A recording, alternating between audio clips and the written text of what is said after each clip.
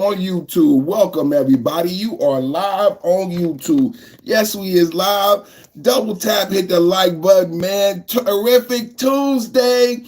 Tariff mixed with terrific calls for a terrific Tuesday. Can I get hashtag terrific in the chat? Why is it terrific?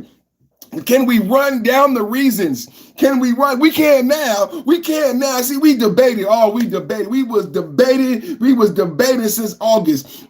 We've been debating all year over the tariff, the trade deficit. Do y'all remember I played Nancy Pelosi? Do y'all remember I played Nancy Pelosi? I think we need to look that up. Nancy Pelosi speech on trade and tariffs. Nancy Pelosi speech on tariffs 1996. Remember I played Nancy Pelosi? Welcome to the live chat. Remember to guard your privacy and abide by your community guidelines. Welcome to the live chat. And remember to abide by your community guidelines. It's so important, man. It's so important that you abide by our community guidelines. You know what I'm saying, man?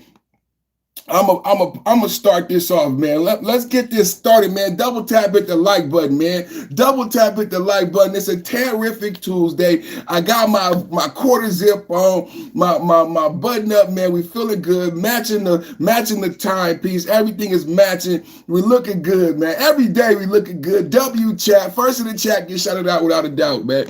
First in the chat gets shouted out without a doubt, man. How's everybody doing this morning? Double tap hit the like button. Terrific Tuesdays. We starting off with tariffs. We starting off with tariffs on Tuesday. We had a MAGA Monday explosive episode. Another fire episode today. You see the thumbnail. You see the description, you see the tab. We keyword SEO optimized, MAGA magnificent. We MAGA magnificent. We MAGA, all my MAGA magnificent deplorables, degenerate MAGA knights. All of my MAGA knights, come on in, double tap hit the like button on this terrific Tuesday. We've been debating the tariffs since the beginning of this administration. But now we are tap dancing into the new year. I said we are tap dancing on the Democrats because it's Trump news, giving Democrats the boo-hoo blues, giving Democrats the boo-hoo blues. I said we tap dancing, do your dance. We tap dancing on the Democrats all the way into 2026, straight into 2028. You heard it here first, man. Tap that, and it's no joke about you heard it here first.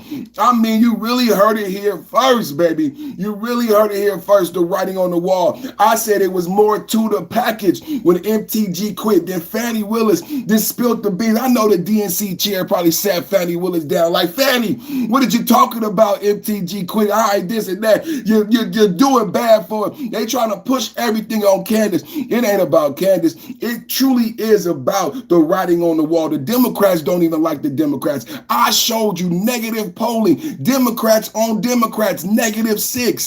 The whole country, -15. Democrats haven't polled this low since 50s. When I showed you, this is just last week, and this wasn't Fox News. This wasn't Fox News. This was CNN, MSNBC asking, what do the Democrats have? What are they going to do for 2026? Because when they checked the polls, they said the Democrats are polling lowest since they've been taking the poll. That's a metric for your ass. What type of metric is that? The Democrats are polling lower than ever since they ever started the metric. That's where we're at in 2025. They want to tell you that there's this great blue wave. Their blue wave is gone. Obamacare, tick, tick, tick, tick, tick, tick, boom, savings plan. All of Obama's promises, campaign change and hope expires December 31st. Biden's save plan, free PhDs for the social workers.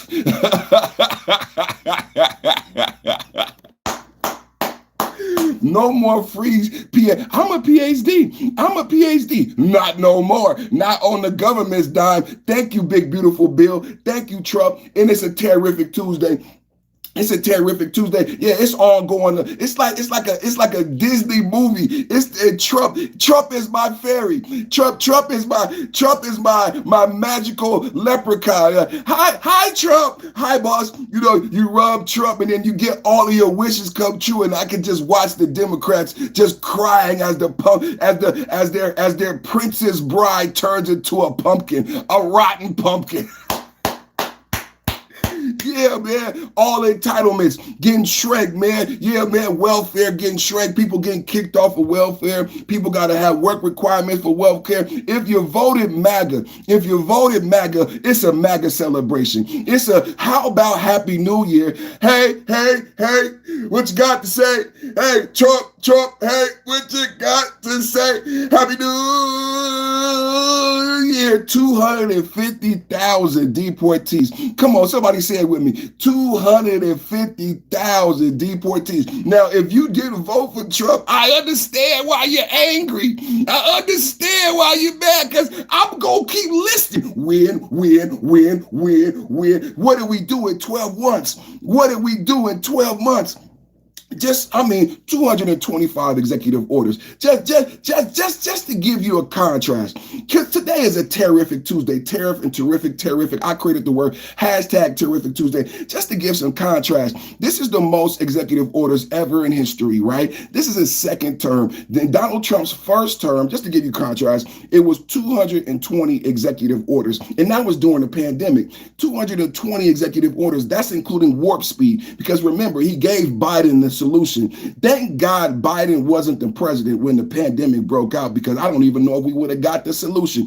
Thanks to Trump and warp speed, we got a solution, right? The whole globe benefited from Trump's warp speed, but that was only 220 executive orders to get warp speed done and to hand Biden the solution that Biden flubbed, right? That's just a fact. 220 executive orders. It's been 12 months. It's been 12 months into the second term. We have the big, beautiful bill, the largest legislation that's ever been passed, $1 trillion legislation, huge tax cuts, right? Entitlement shrinking. Like these in 7 months, man. In 7 months, man. These are the facts of the greatest presidency, the greatest second term. Somebody might say, oh, he's not the greatest second term. Find me a president who had a more successful second term. We 12 months in, bro. 225 executive orders in 12 months. 220 in 4 years. He got the longest shutdown in American history. This term, this second 4-year term is going to go down in history, whether you like it or not. MAGA is going down in history. MAGA, make America great again. Double tap, hit the like button. Double tap, hit the like button. Double tap. Ain't enough likes, man. Ain't enough likes. This presidency will go down in history. It's so many factors. You got the Russia hoax. You got Cuomo. You got Letitia James. You got Fannie Willis. But most of all, it's the accomplishments. It's the Mike Hart, FBA 513 in the building. So when we came into office just 12 months ago, the border was leaking like a sieve. Millions of people were coming across the border. I understand Biden and the Democrats had some liberal policy, right? Some liberal open border policy. We all heard about it, right? They made us feel bad about it. They said, people are starving in Somalia, right? There are people and immigrants and refugee camps and cartels, and they need to come to America. That's what Biden said, right? But then what happened? It got out of control. They couldn't control it anymore. And so much so that Kamala Harris, the border czar, said, don't come. Does anybody remember when Kamala Harris said, don't come? And Trump said, I'm going to come.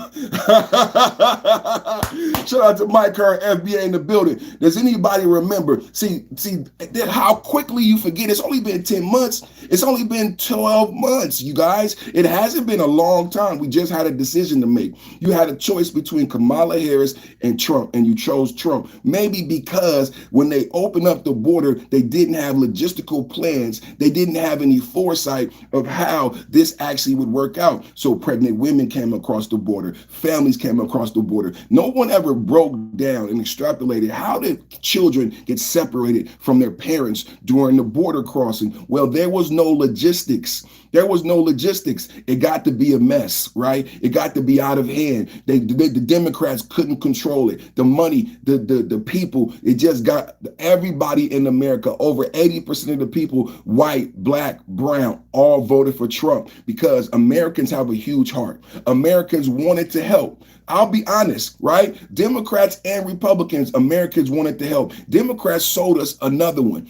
Democrats are great hustlers, right? They sold us another one, right? So Americans have the greatest heart in the globe, right? So we wanted to help. We believed Kamala. We believed Biden, but they did not have a plan. See, the problem was Americans had a big heart and the Democrats did not have a plan. They don't have plan. They don't have policy. They don't have procedure. So they bet on Americans' big heart. They opened the border, right? Open border policy without logistics. So then they had to throw money at what became a problem, right? It was not a problem, but they should have known it would be a problem because of piss poor planning and design, right? So it became a problem. Millions and millions of people poured into the country across these open borders to the point where the borders are, Kamala Harris said, don't come.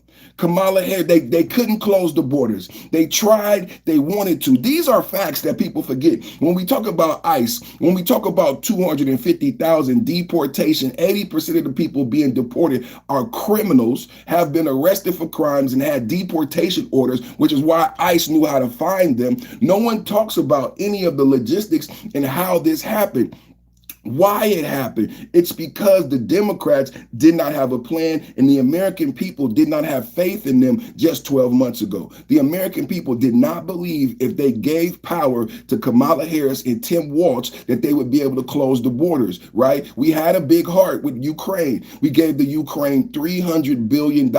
They told us that the Ukraine needed help. Again, Americans have a big heart and the Democrats played on your big heart all over again. They played your heartstrings. Right? They said the Ukraine needs help, right? The Ukraine needs, and what did we do? We said we're going to help the Ukraine. They said Putin is a new boogeyman. We didn't know we had a new boogeyman. We're trying to fix America. We're rebuilding. We're in a recovery, right? We just came from a quarantine. The whole globe should be in recovery. But Biden and Kamala told us there's a new boogeyman. Kamala went to Munich Security Council and told NATO that you should accept Ukraine's desire and right to be part of NATO. So I don't know if there was a new boogeyman, but damn sure Biden and Kamala created a new boogeyman. So now we have a conflict. So no one believes that if we gave Kamala and Tim Walz power, that they would be able to solve the conflict in the Ukraine. No one believed that the Democratic leadership would be able to solve the problem in Israel because it started under Biden. It had proliferated and got crazy under Biden.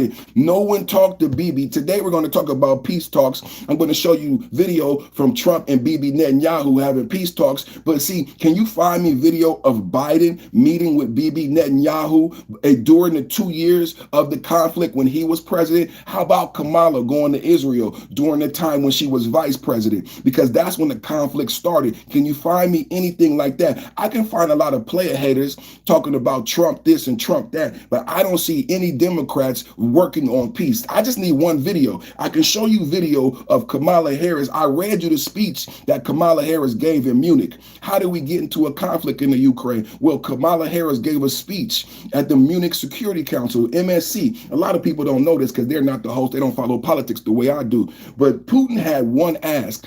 Everybody knows this.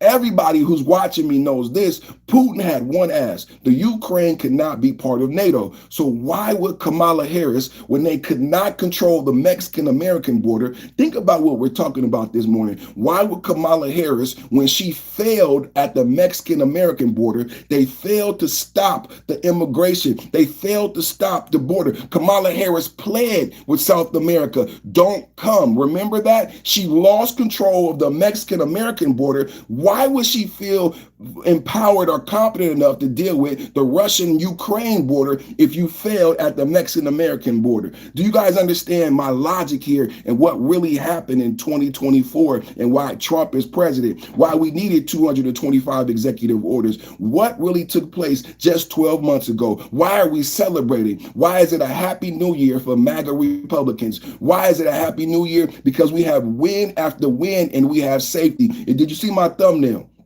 Did you see my thumbnail? I said peace. I said peace. I said peace. When Trump came into office, we were all scared of World War III. We were terrified of how the Ukraine-Russia conflict might proliferate. Double tap at the like button. Everybody watching right now, do me a big favor. Double tap, hit the like button. Let's get the algorithm going. You're just talking, bro, but get your talking points up, I guess. LOL. I'm going to put you on timeout. I'm going to put you on. Double tap at the like button, everybody. Double tap at the like button. Put you on timeout because you don't know how to support a player.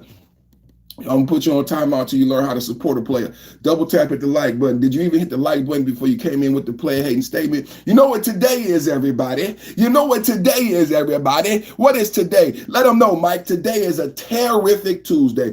Terrific Tuesday. Why is it a terrific Tuesday? Because Tuesday is terrific and tariffs. Tariffs are terrific. So you go tariff and you go terrific and you got a terrific Tuesday. Why is it terrific Tuesday? Because the tariffs are winning. When we start talking about the foundation of today's episode is that the tariffs are winning is Tuesday. I love to start off my Tuesdays because typically all year I've been debating. I've been debating the validity of the tariffs and the trade deficit and the trade war, and everybody kept coming in because they've been watching Rachel Maddow. They've been watching Joy Reid. They've been watching MSNBC. They haven't been watching me. They haven't been watching Ben Bernanke. They haven't been watching the Fed chair. They haven't been watching the interest rates. No, they only watched the Democratic liberal propaganda. So they kept coming in my chat. Tariffs is a tax. Tariffs is a tax. And I said, give me some facts. Give me some facts. And that's all they said. Tariffs is a tax. Tariffs is a tax. And I said, give me some facts. Give me some facts. And they didn't have any facts. Mike, they didn't have any facts. All they had was Democratic talking points. Ain't it funny how the blue do? Ain't it funny how the blue do? Boo-hoo, boo-hoo. Terrorist is a tax. Give me some facts. Terrorist is a tax. Give me, but they didn't have any, Mike. They didn't have any, Mike. They didn't have any facts, Mike. No.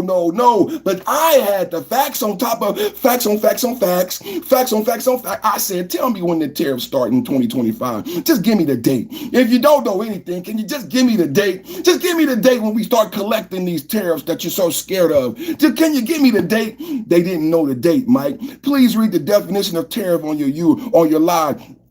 I'm gonna do better. I'm gonna do better. I'm gonna do better. Do better. I'm gonna do better than that. I'm going to do better than that. The date was August 1st. See, I stopped asking because they don't have any facts. We started collecting tariffs on August 1st. At the point in time when I educated my audience, we had already collected $300 billion. I said, let's do math. If we collect $300 billion every quarter, we're going to be in the trillions collected. So far with tariffs, we've already collected hundreds of billions of dollars. During the shutdown, we paid WIC. We paid soldiers with tariffs. We got $12 billion going to farmers. Can y'all get $12 billion in the chat? We have $12 billion going to farmers and farm aid directly from the tariffs. We have $1,776 going to our military directly from the tariffs. Did you know that Jasmine Crockett got paid during the shutdown? Chuck Schumer got paid during the shutdown. Hakeem Jeffries got paid during the shutdown. You know what's disgusting about Chuck Schumer getting a paycheck during the shutdown? Chuck Schumer said no to the continuing resolution 14 times. You know what Chuck Schumer finally did? He finally said yes to that same continuing resolution after getting paid for the whole 43 days. TSA agents didn't get paid. Air traffic controllers didn't get paid. Military didn't get paid. But now Trump is giving the military a $1,700 in 1776. Do they even know the relevance of 1776? I don't know. I don't care. I'm just giving them win after win after win. How about inflation? Let's talk about inflation. They said tariffs was a tax, that tariffs was going to cause inflation. What happened with inflation? Mike, do you know what happened with inflation? Mike been here every day. Mike know what I'm about to say. Mike been watching the economics. What happened with inflation, Mike? Inflation was what, 3%? They said inflation was going to come in at what, 7 to 8%? What were the inflation numbers? What would MAGA? Tell me what the inflation came in at 2.7% under. Inflation came in at 2.7 under, right? right? 2.7%. That's what inflation came in at. But this is why it's a terrific Tuesday, because inflation came in under, and we're paying farmers $12 billion. We're paying soldiers. We're paying moms and children, giving them milk during the shutdown. That's what tariffs are doing. You know what else tariffs are going to do? Tariffs is the first apparatus that's going to actually pay down the deficit. You know, every year we talk about the deficit, $1 trillion deficit, but we don't have an apparatus to actually start paying it down. Now with tariffs, we're actually going to be able to pay down. But I want to give you some more information on these tariffs, because there was a time when Democrats were honest about the trade deficit. You understand why we need tariffs? Because there's a trade deficit. Can I give you your leader? 4.8 increased Christmas spending. That's 4.8. But remember, dirty money. Remember when we read the record-breaking online Black Friday sales numbers? Remember, you've been here just like Mike. Y'all need to join the channel. Double tap at the like button. Remember the record-breaking sales, online sales during Black Friday? Thank you, dirty money. 4.8 increase Christmas spending over 2024. This is what leads to the inflation numbers down and 64,000 jobs added in November. We can't make up these numbers. Tell them, Mike, these numbers are not fake. You can't make these up. And this is during Trump's economy with the Trump tariffs, because the tariffs went into effect August 1st. Do you guys understand? So you can't even just say, oh, the tariffs just started. No, the tariffs have been into effect since August 1st, half of the year. So we had time. We had a whole quarter. We're in the second quarter, the last fiscal quarter of 2025, but the second quarter of tariff revenue, right? And so there is enough time where if there were going to be spikes in inflation, you would have seen it by now, right? After this many time of tariffs, you would have seen spikes in inflation. Let's go to your leader, Nancy Pelosi. This is 1996. This is Nancy Pelosi, and this is when she had enough intelligence to be honest. Please be gone. Please be gone. This is Nancy Pelosi, 1996. Nancy Pelosi, before Democrats were bought by donors. Do you remember? They don't even know what happened to their party. They don't even know why most Americans are Republican. This is before Democrats got bought by donors. Y'all want to, let's get into it. Hold on, Nancy Pelosi. Nancy Pelosi, let's get into it. How big a trade deficit and loss of jobs for the American worker, and how much more dangerous proliferation has to exist before members of this House of Representatives will say, I will not endorse the status quo. As I mentioned, it's about jobs, proliferation, and human rights. And there are those who say we shouldn't link human rights and trade and proliferation and trade. I disagree. But if we just want to take up this issue on the basis of economics alone, indeed, China should not receive most favored nation status for several reasons that I'd like to go into now. I'd like to call the attention of our colleagues to this chart on the status quo that the business community is asking each and every one of us to endorse today. Right now, we have a $34 billion trade deficit with China, the 1995 figure. It will be over $40 billion for 1996. Since the Tiananmen Square massacre, this figure has increased 1,000%, from $3.5 billion then to about $34 billion now. In terms of tariffs, I think it's interesting to note that the average U.S. MFN tariff on Chinese goods coming into the United States is 2%, whereas the average Chinese MFN tariff on U.S. goods going into China is 35%. Is that reciprocal? On exports, China only allows certain industries into China, of U.S. Industries into China, and therefore only 2% of U.S. exports are allowed into China.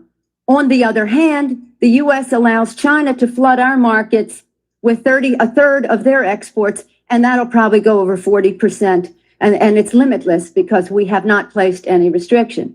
In terms of jobs, this is the biggest and cruelest hoax of all. Not only do we not have market access, not only do they have prohibitive tariffs, not only are our exports not let in very specifically, but China benefits with at least 10 million jobs from U.S.-China trade. The president in his statement requesting this special waiver said that China trade supports 170,000 jobs in the United States, 170,000 jobs, whereas our imports from China support 10 million jobs at least. How many? These are the numbers and the facts still when President Trump became president. This is the tariff that we charge. This is the tariff that they charge. Do you understand what tariffs are doing now a little bit better? Listen, everybody. This is the tariff debacle. Fact is that U.S.-China trade is a job loser. And one of the reasons that it is because well, first let me just make another point, and that is that our colleagues on the other side of this issue will say the trade with China, exports to China have increased 3 times in the last 10 years. They have, but they fail to mention that imports from China have increased 11 times, thereby leading to this huge trade deficit.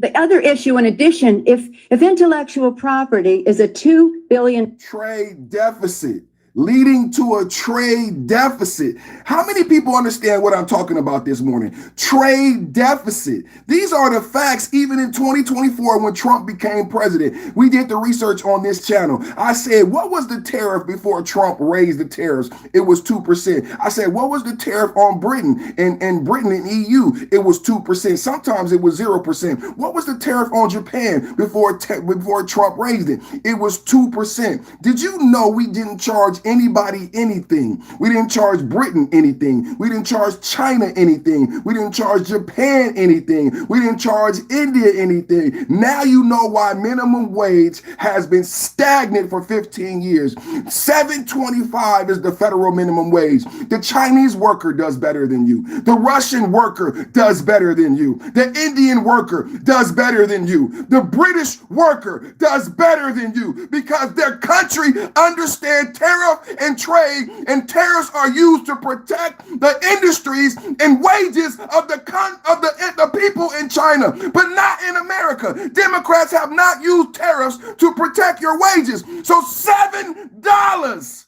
What the fuck can you buy for $7 an hour? You're $7. This is a Democrat before she was bought and paid for by donors. This is a Democrat before she was bought and paid for by donors. But you are in my chat talking about tariffs are a tax. You don't know shit. You don't know shit. Tariffs are not a tax. Tariffs are strategic. They are used to protect industry, and we have suffered from a trade deficit. This is 1996.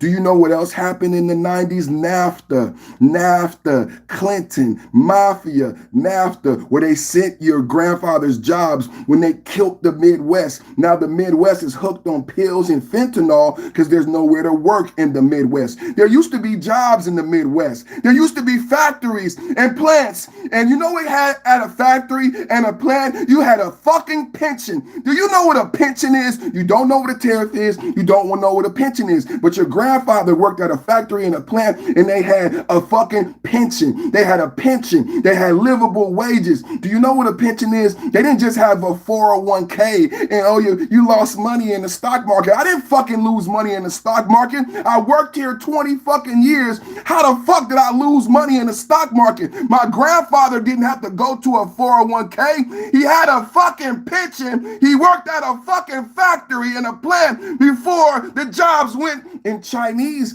have factories. Chinese have plants. Chinese have pensions. Chinese have livable wages. Chinese have everything that your sons doesn't have a pension. You got a fucking 401k. You don't know what a 401k compared to a pension is. Do you know when the pension went away? It went away in the 80s. I know, I did the research. If you was a member and you subscribed to my channel, you would know when the pensions went away. You would know the difference between the pension and a 401k and how companies benefited from 401ks. Now think about this. First, you had to manage my pension. First, you had to costed you money, but then you switched to a 401k, which is an investment fund. But then now I don't own the 401k, but I do own the 401k. But since you're going to match me, right, you're going to match 5%. So you match 5% of the donations in the 401k. And for that, you get to manage my IRA. You get to manage my investment. So wait a minute. If I work at a corporation and they have 2,000 employees and they have 2,000 401ks, and they bundle them all up with Fidelity, then doesn't that company benefit? Can't they borrow against all of those 401ks? That's very different than the pension fund, right? Isn't that very different than the pension fund that a company might have to manage? Isn't that very different than a pension fund and a company might have to manage? But fire, police and fire and teachers still have a pension. Did you know police, fire, and teachers still have a pension? Is anybody listening to this goddamn police and fire still have a pension? You don't have a pension. You don't talk to a police when teachers need more money. Teachers need more money. Teachers need more. Teachers have a fucking pension. Fire and police have a fucking pension. You don't. You don't. Yo, you don't even know what it is. You don't even know what it is. You have a 401k. So listen to this billion-dollar company. Companies bundle together your 401k. 2,000 401ks. 2,000 employees. 2,000. They make you go to an HR seminar when you start. They make you go to an HR seminar when you start. They make you go to, hey, sign up with Fidelity through us. Sign up with Fidelity through us. Do your investments. It's a 401k. It's no longer a pension. It's investments. But we're going to house it. We're going to house it. We're going to house. We're housing shit. Corporations be housing shit. Corporations be housing shit. Yeah, we're going to house 2,000 401ks and invest for you, hold it for your investments. So when I lose during the downturn, TARP, when Obama was president and they got their bonuses, but I lost in my 401k. Did the corporation who housed my 2,000, did they lose? Did the corporation lose? Who really lost? Who really lost? Who really lost? Did the corporation lose? I'm just asking a question. Who really lost? I don't know. I don't know. I'm just talking to you about 401k and pensions. Let's get back to tariff because it's a terrific Tuesday, and I know they don't know what we're talking about. I know they don't know about tariffs. This is Nancy Pelosi, a Democrat, before the Democrats were bought. This is Nancy Pelosi before the Democrats were bought. This is Nancy Pelosi before the Democrats were bought. This is Nancy Pelosi before the Democrats were bought and paid for by donors. And Nancy Pelosi cared about workers. Nancy Pelosi cared about American wages. So she's explaining to Americans, she's explaining to Republicans at the time how tariffs can benefit and work for American workers. Isn't that what Trump is saying and doing right now? $3 billion loss. Technology transfer is in the hundreds of billions of dollars. If you want to sell to China, your products into China, the Chinese insist that you open a factory there. They misappropriate your technology, open factories of their own, and then say to you, now we want to see your plan for export. That's as simply as I can say it briefly. But the fact is, this isn't about products made in America. The Chinese want American products that are made in China. And the most serious of these transfers of technology are in the airline industry, where Boeing tail sections of the Boeing 737s were mostly made in Wichita, Kansas. Now they are made in Shen province, where workers make $50 a month. And they had the transfer of the technology and the transfer of the jobs has taken place. General Motors, Ford, they're all fighting to get in to build factories there so they can make parts there. They want MFN so they can get those parts back into the United States. So we are exporting not low-tech jobs and textile jobs. We're exporting our technology. Now, if you take a country the size of China with the very cheap, and in some instances, slave labor, the lack of market access, the rip-off of our intellectual property, the transfer of technology, a country that is not willing to play by the rules in any respect in this trade relationship, you have a serious threat not only to our relationship, but to the industrialized world.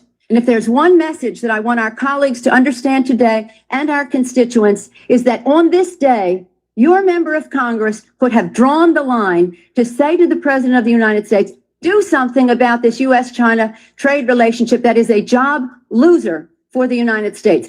And this brings us to the point that others have said, well, we can't isolate China. Do you think for 1 minute that with 10 million jobs at least and 35 billion and be over $40 billion this year in a trade surplus, all those billions of dollars in surplus, that the Chinese are going to walk away? Where are they going to take 35 to 40% of their exports? Who's going to buy them? This is what sustains the regime, the funding and the jobs. They can't have those people out of work. They have to be at work exporting to the United States.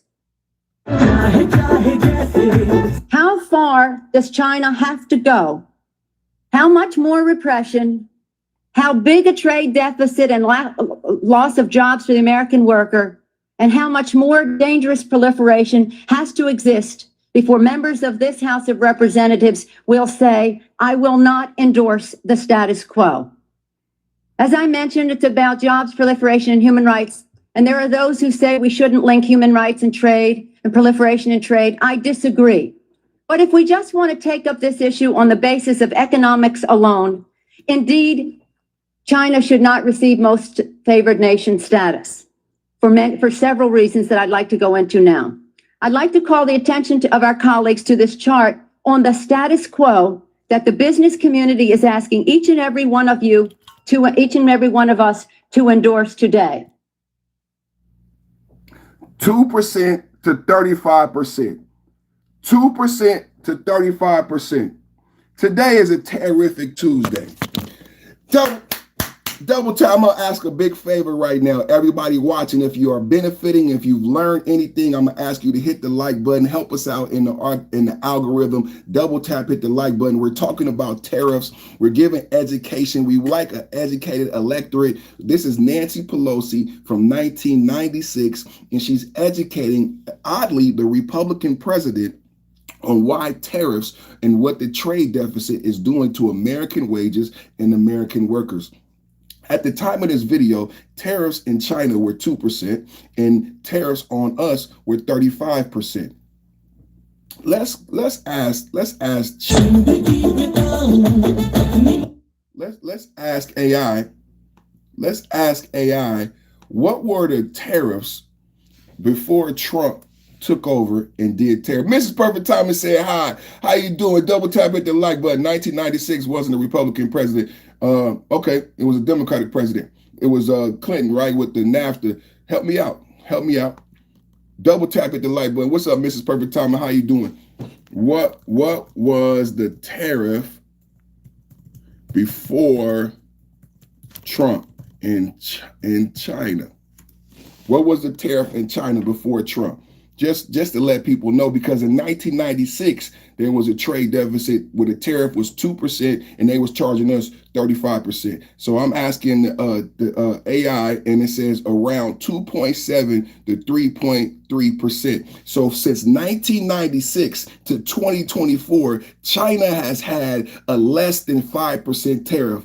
America has had a 2.7% tariff. And so they didn't have any raises in tariffs for over 40, 50 years. Did not Trump say that? Didn't Trump say we've made China rich? Didn't Nancy Pelosi just explain how we were making China rich, how we were giving China jobs? Didn't Nancy Pelosi say that in 1996 it was a trade deficit when the tariffs were 2%? I just asked AI, you guys have Apple Watches. You guys have Apple phones. Go ask your Apple Watch and your Apple phone right now, what was the tariff before Trump instituted new tariffs that took effect in August 1st? And what you will find is that the tariffs were the same as they were in 1996. That means America hasn't risen tariffs on anyone in over 50 years. We're still living in the 19th century when it comes to trade and the trade deficit. Did you guys know any of this?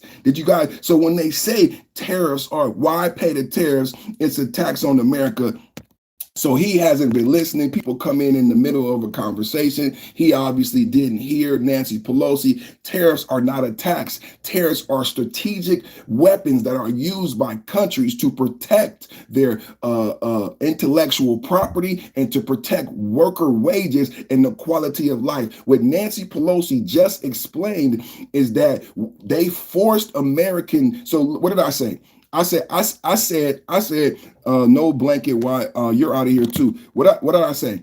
I said jobs used to be in the Midwest. Nancy Pelosi said in Wichita, Kansas, Boeing used to build airplanes. The tail of Boeing 707s used to be built in Wichita, Kansas. She said these were high-paying, high-proficiency, high-technical jobs. These were not Walmart jobs, right? You have to be intelligent to work at the Boeing factory and build the tail wing of this plane. This is when we didn't have any plane crashes. She said after NAFTA and after the tariff deficit, Boeing ran to China and started to build the same part that they used to build in Wichita, Kansas, is now built in China. She said Ford, because of slave labor, she said people get paid $50 a month. In China, they could pay workers $50 a month compared to pensions.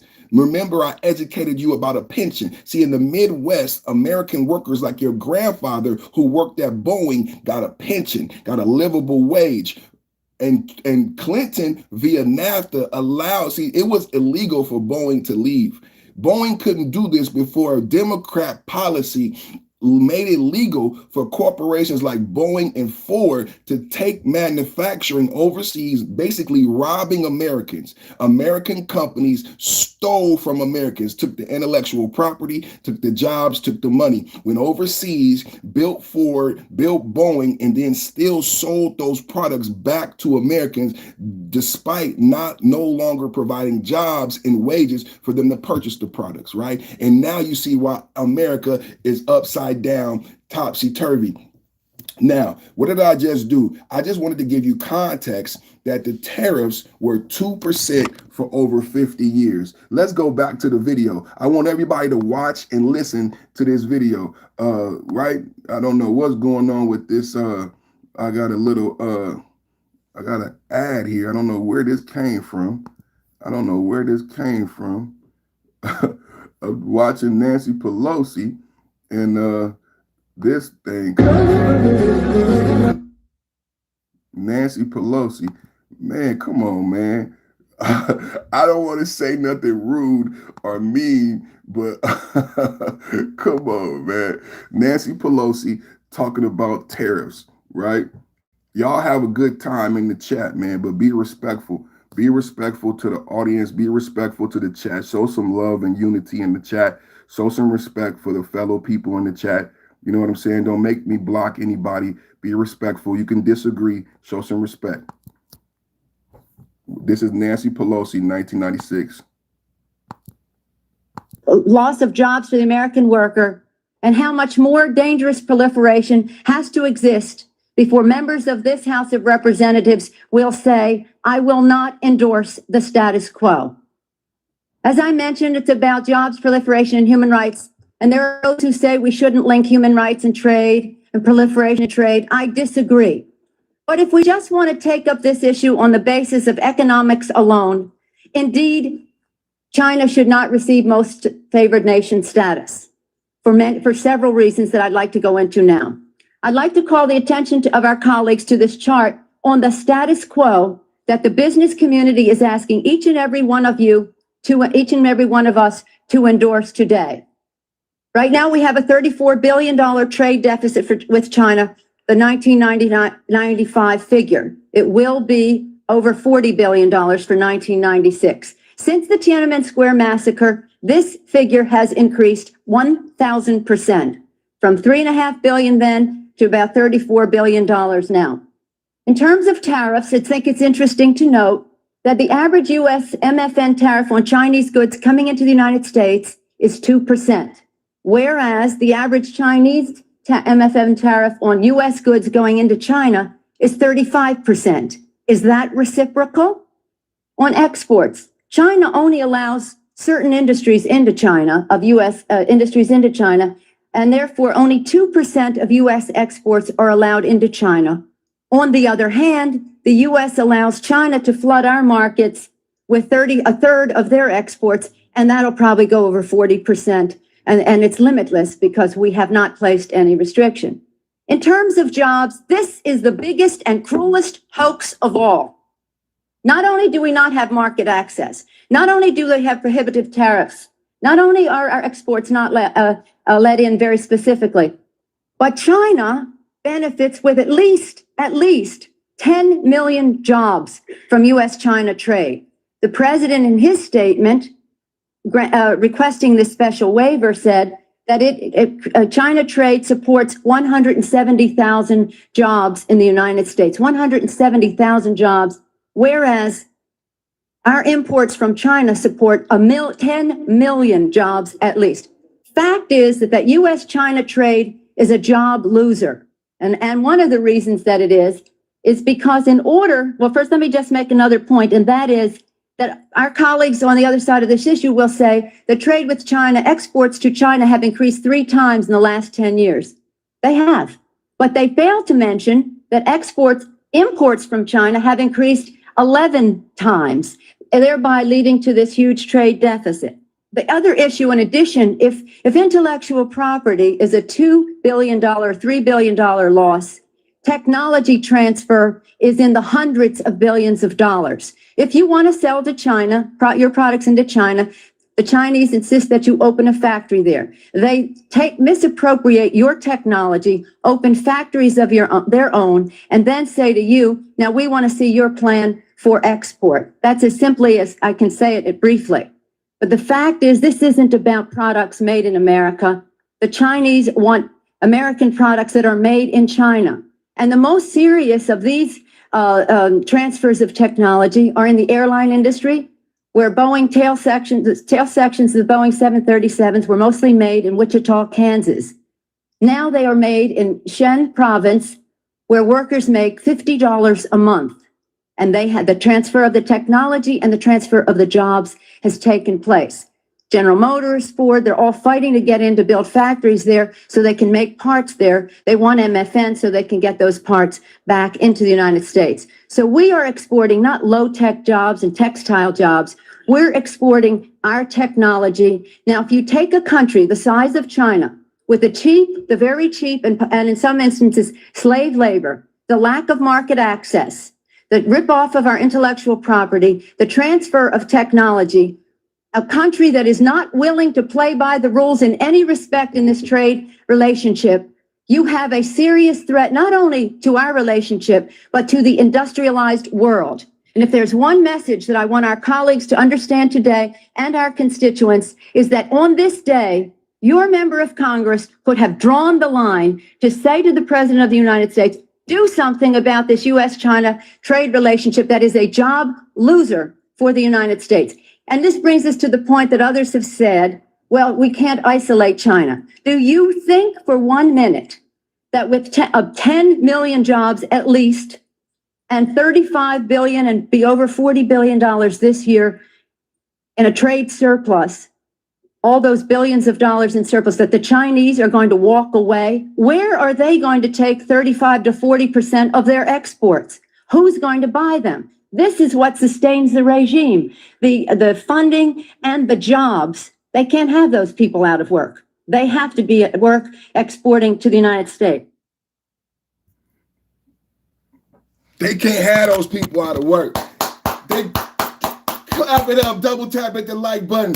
Clap it up for tariffs. Clap it up for Trump. It's a terrific Tuesday. Can I get tariff and terrific in the chat? Tariff with terrific says terrific Tuesday. You just got the breakdown from Nancy Pelosi from 1996 explaining to you the ramifications of trade deficits and tariffs. It wasn't Trump, just like the Obamacare was Mitt Romney. You think that tariffs are bad. Tariffs are not bad. Tariffs are what we are saving the American people with right now today. And tariffs have been the same since 1996. China has not paid its fair share. NATO has not paid its fair share. Britain has not paid its fair share. Now Trump is the first president to address what Nancy Pelosi brought up in 1996. Nancy Pelosi, Nancy Pelosi, Nancy Pelosi, Nancy Pelosi. Let's go, baby. And Nancy Pelosi is retiring. Did you guys know that Nancy Pelosi is worth $400 million? When Nancy Pelosi gave this speech, she was not worth $400 million. She was worth maybe $1 million. How did Nancy Pelosi get to be worth $400 million? What does TT mean? Because I'm gonna just put you on timeout, man. Put you on. I don't know what TT means. Nancy Pelosi was worth $1 million. Now she's worth $400 million. Ilhan Omar is worth $30 million on her third husband. Did you know that she suspectedly married her brother? I'm talking about Minnesota, Minneapolis, Congresswoman, Somalian Congresswoman, member of the squad. You know AOC. You know Jasmine Crockett. She married a white man recently. Did you guys know she married a white man? I thought that was odd because Somalians like stick together. They're very clannish. They're Islamic, right? They're not African. They're Arab, right? Arab Islamic, and she just married a white man. Now, when she married this white man who's not Islamic, as far as I know, she still wears the thing on her head. She still looks like she's Islamic. She married a follow the money, follow the money, follow the money. Nancy Pelosi's worth $400 million. Donald Trump said we should investigate. How many people, put a 1 in the chat. Put a 1 in the chat if you agree with Trump that we should investigate Nancy Pelosi. Put a 1 in the chat if you agree with Donald Trump that we should investigate where the $400 million. Nancy Pelosi beat the S&P 500 by 15%. Nancy Pelosi has the best investment record ever in the globe. She's like a genius. Her and her husband are geniuses. They 15% better returns than the S&P 500. They should open up a mortgage firm, right? They should open up an agency where they do investments. Invest my money, Nancy Pelosi. Isn't there like a app? Somebody tell me in the chat. I saw some young people, they said, some young MAGA, and they said there's an app that you can do the same investments as Nancy Pelosi. Well, holy shit, we should all do that. Why can't we all win? I heard it was some young MAGA that said there's an app that says that will track Nancy Pelosi trades and that it will trade for you. Now, you don't got hundreds of millions of dollars to lose, but shit, you might as well get rich too, because Nancy Pelosi got rich. Ilhan Omar got rich. Jasmine Crockett is a Rhodes Scholar. Jasmine Crockett spent $70,000 a year to go to Rhodes College. How many people knew that Jasmine Crockett was a Rhodes Scholar? As we talk about a terrific Tuesday, we break down this Democratic bullshit. How many people knew that Jasmine Crockett was a Rhodes Scholar? Sister girl, sister, you know, the weave, the mink eyelashes, the snapping the fingers, the profanity, the mannerisms, you know, the old character that Jasmine Crockett plays. And then turns out she's a Rhodes Scholar. She went to Rhodes College and paid $70,000 a year. She spent almost $1 million to become a lawyer. Nancy Pelosi worth $400 million, huh? Nancy Pelosi worth $400 million, right? Ilhan Omar married to a white man, and she's Islamic and Arab. I don't know. Is she Islamic? I don't know. Ilhan Omar is about as Islamic as Kamala Harris is black. You know. Kamala Harris is black. Ilhan Omar is Muslim. And what is her white husband who's worth $30 million, man? What is her white husband who's worth $30 million? And he wasn't worth $30 million when they got married. Now, did you guys know that there is an investigation? There is an investigation into whether or not she married her brother. So people could get upset and say, oh, she married her brother is some type of red pill talking point. No, there is actually a Homeland Security investigation. It is no longer red pill. It is no longer conjecture. Donald Trump's Homeland Security is investing Ilhan Omar on 2 points. Can we have a real talk this morning? Can we have a real talk this morning? Ilhan Omar of the squad is being investigated on 2 points, right? 1 point is her father, right? Is her father an actual citizen? Should she even be in Congress? Megyn Kelly talked about that. I played the video. There's an investigation. Megyn Kelly brought it out. There's an investigation as to whether or not her father is an actual citizen, because they don't have the records of her father being naturalized. And that way, Omar would not be a citizen. So she's being investigated for that. Number one, it's not conjecture. It's not MAGA talking points. This is a real investigation, right? Number two, she's being investigated to find out, did she marry her brother? These are no longer MAGA talking points. This is a real investigation. Did she marry her brother? Did she marry her brother? This is the question now that we MAGA wanted to know, right? MAGA found the paperwork, MAGA found the pictures, MAGA did the investigation. Now it's at the government level, right? It's no longer just on the internet. It is now Homeland Security is now investigating, looking at the same paperwork that MAGA looked at, right? To find out if she married her brother so that he can get citizenship in America. And if she did, they all should be deported, right? They all should be deported, right? That's what we're talking about today. Is the only people paying tariffs are the people shipping the goods. Ooh, I like that comment. I like that comment. I like that comment. Critical 509. Critical 509. Double tap at the like button. We should have had 100 likes. Critical 509. I like that comment, man. I like that comment, man. Wendy Foster, shout out to you. Wow, Critical 509, man. I like that comment, man. Well, today is a terrific Tuesday. It is Rackster, today is a terrific Tuesday. And I was just explaining to the audience why tariffs are terrific. Why tariffs are terrific. And I used Nancy Pelosi to bolster my argument. Ain't that some jive? Ain't that some slick bull jive? Ain't that some slick bull jive? I said today is a terrific Tuesday. Terrific and tariff put together, terrific. And I used Nancy Pelosi $400 million ass to bolster my argument. Who the best podcaster in the land? Double tap at the like button. Who is the best podcaster in the land? Perfect Timing Podcast. Perfect Timing Podcast on that ass. Perfect Timing Podcast on that ass. Yeah, man, we talking about tariffs, man. We talking about tariffs, man. We talking about tariffs, man. Whoa, that MAGA. Whoa, that MAGA. Whoa, that MAGA. Terrific Tuesday, man. We terrific Tuesday, man. Let's get into it. Y'all ready to get into it, man? Terrific Tuesday, man. Terrific Tuesday. And it feels so good. And it feels so good. And it feels so good. It's a terrific Tuesday, and it feels so good. He's on fire. He's on fire. Everybody hit the like button. Everybody hit the like button. Everybody hit the like button, man. Double tap hit the like button, man. Everybody hit the like button, man. Everybody hit the like button, man. Did y'all see that fire thumbnail? Did y'all see that fire thumbnail? Oh my goodness, man. Did y'all see that fire thumbnail? You know I love y'all, man. You know I love y'all because I just do the best for y'all, man. Double tap hit the like button. Double tap hit the like button. Let's go, MAGA. Let's go, MAGA. Let's go, MAGA. Good morning, Patriots. Good morning. It's your favorite MAGA warrior here. Perfect Timing Podcast. Wow, what a way to end 2025. President Trump just wrapped up a historic meeting at Mar-a-Lago. Zelensky begging for peace. Netanyahu praising our boss. Putin on the phone admitting Trump's his deal maker. The draft Ukraine deal is 95% done. Authority territory issues. Trump will crush them. Crush them.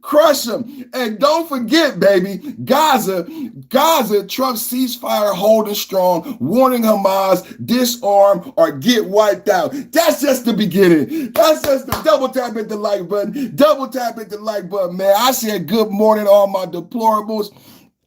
Good morning, all my deplorables. Good morning, all my Patriots, man. I want to say shout out for your favorite MAGA warriors 2025. Let me top it off again. Zelensky begging for peace. Netanyahu praising our boss. Putin on the phone admits that Trump is the best deal maker. The draft Ukraine deal is 95% done. Shout out to Jared Kushner. Thorny territory issues is all we got left. Trump will crush them in Gaza. Remember the 21-point peace plan in Israel. Trump's ceasefire holding strong, warning Hamas, disarm or get wiped out.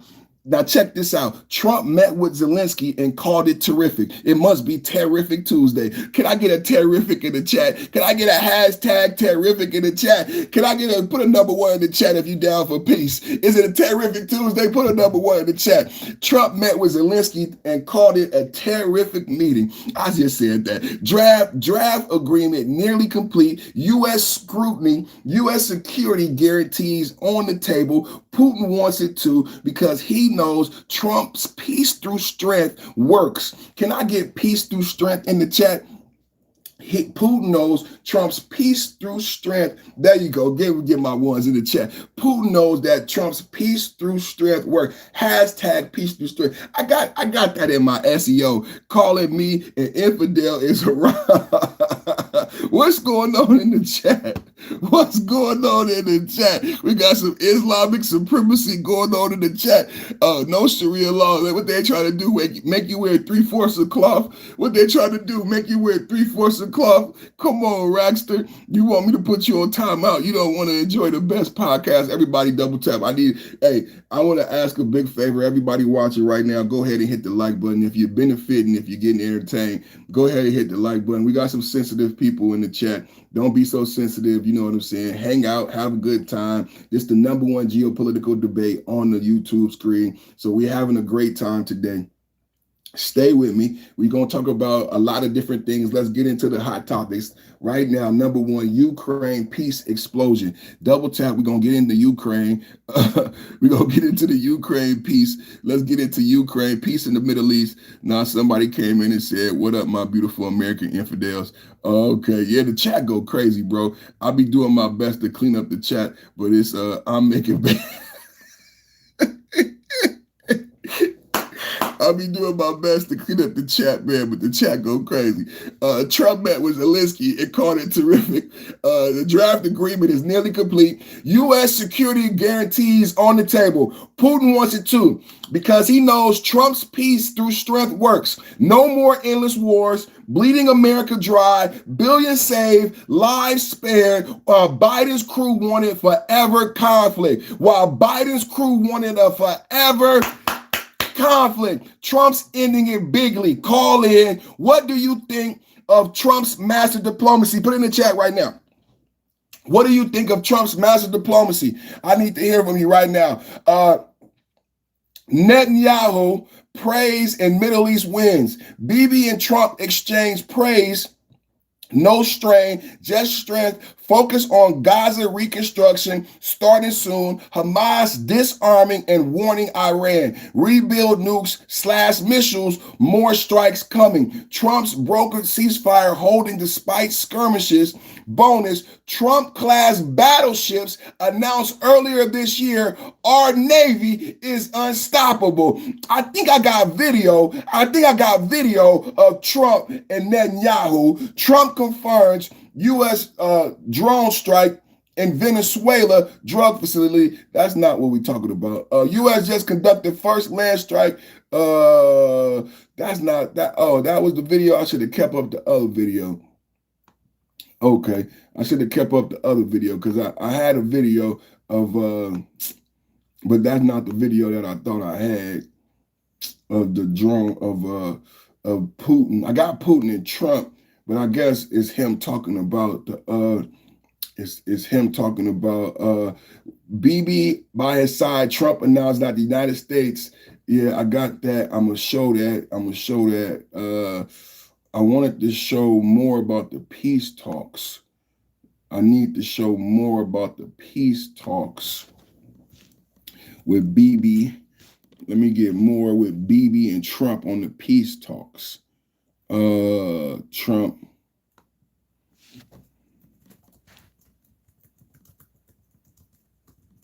Bibi on peace. Peace it up, everybody in the chat. Everybody, peace it up. Yes, pulled pork wrapped in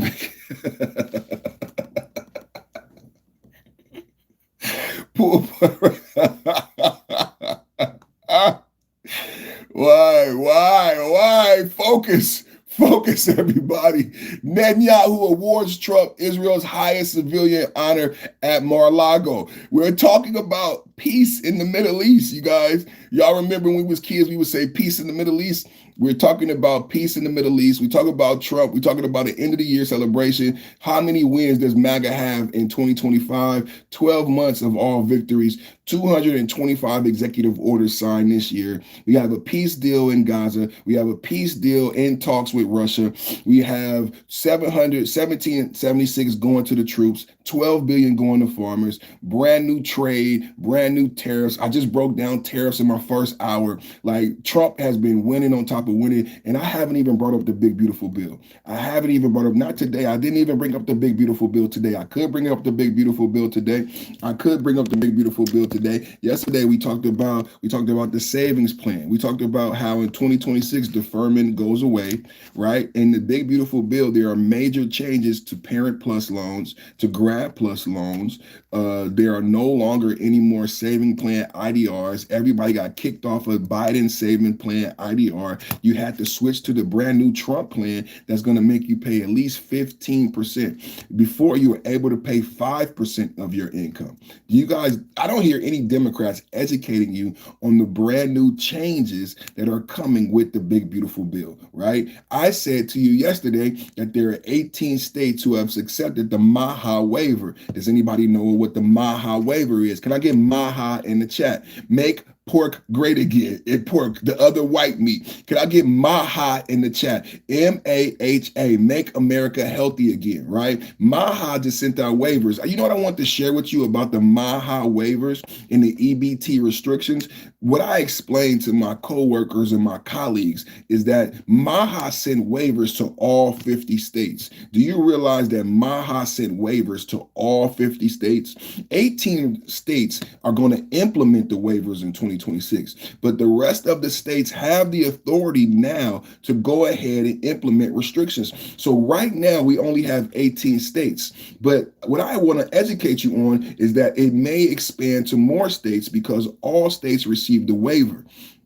And even in the states that accepted the waiver, they may make their restrictions even more broad, right? I need to explain that to everybody. 18 states accepted the MAHA waiver, and 18 states have said in 2026 you can no longer buy sugary drinks, soda, energy drinks, and candy with your EBT card. But I wanted to clarify something. After talking to a couple of my colleagues, I wanted to clarify something. All states received the waiver.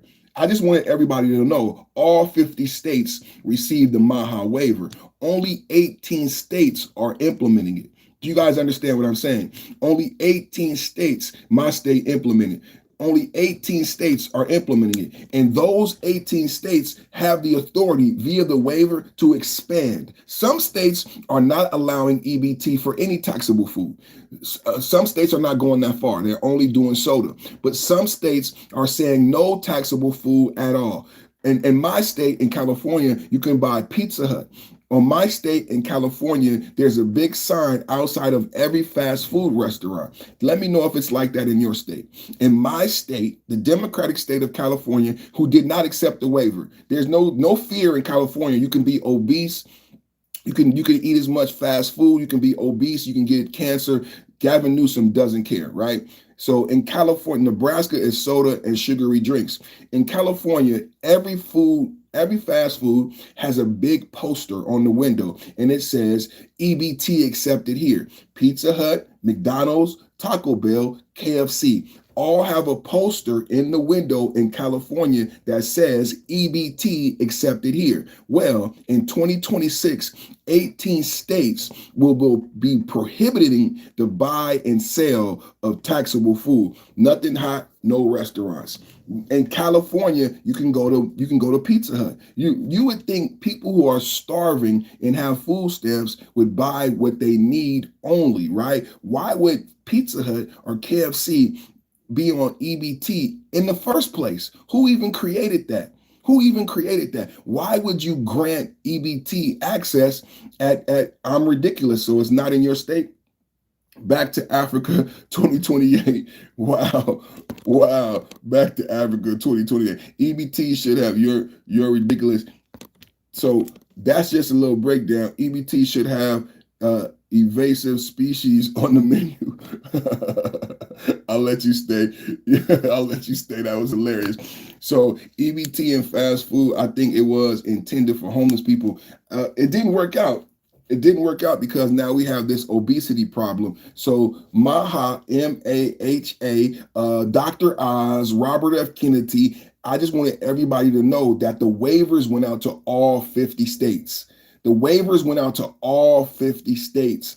18 states accepted it, but the rest of the states have the opportunity. Can't buy fast food in Texas. And that was always like that. Dr. Oz is a, come on, man, be nice to Dr. Oz. I'm going to put you on timeout, man. I'm going to put you on timeout. Show respect, man. Show respect, man. And you can come back after that timeout, man. All right, let's get into Netanyahu awards Trump Israel's highest civilian honor at Mar-a-Lago. Did you guys know about this? I'm going to play the video. Netanyahu, we're talking about peace in the Middle East. We're talking about The Voice. I seen The Voice yesterday. I remember when people used to be embarrassed for being on food stamps. I remember that too. Back when they had paper food stamp dollars, I remember that people would be scared to pull out. But you know what you see a lot now? You see a lot of Louis Vuitton purses. You see a lot of Louis Vuitton purses. You see a lot of people who don't look like me with their food stamps. I'll be surprised at Costco. I'll be at Costco. I'll be at places where you don't think people gonna have a food stamp card, and it be people who you don't think will be on. It be. I'm not gonna say. We're not going to use race because that's Democrat. But it's not the average people who you think is on food stamps, right? Right? Support your newly duly elected president chosen by the people. Amen. Meat so expensive, I want food stamps. Amen. You can buy hot food and cigarettes, but it's illegal. Wow. You could buy cigarettes. Wow. That food doesn't deserve any award.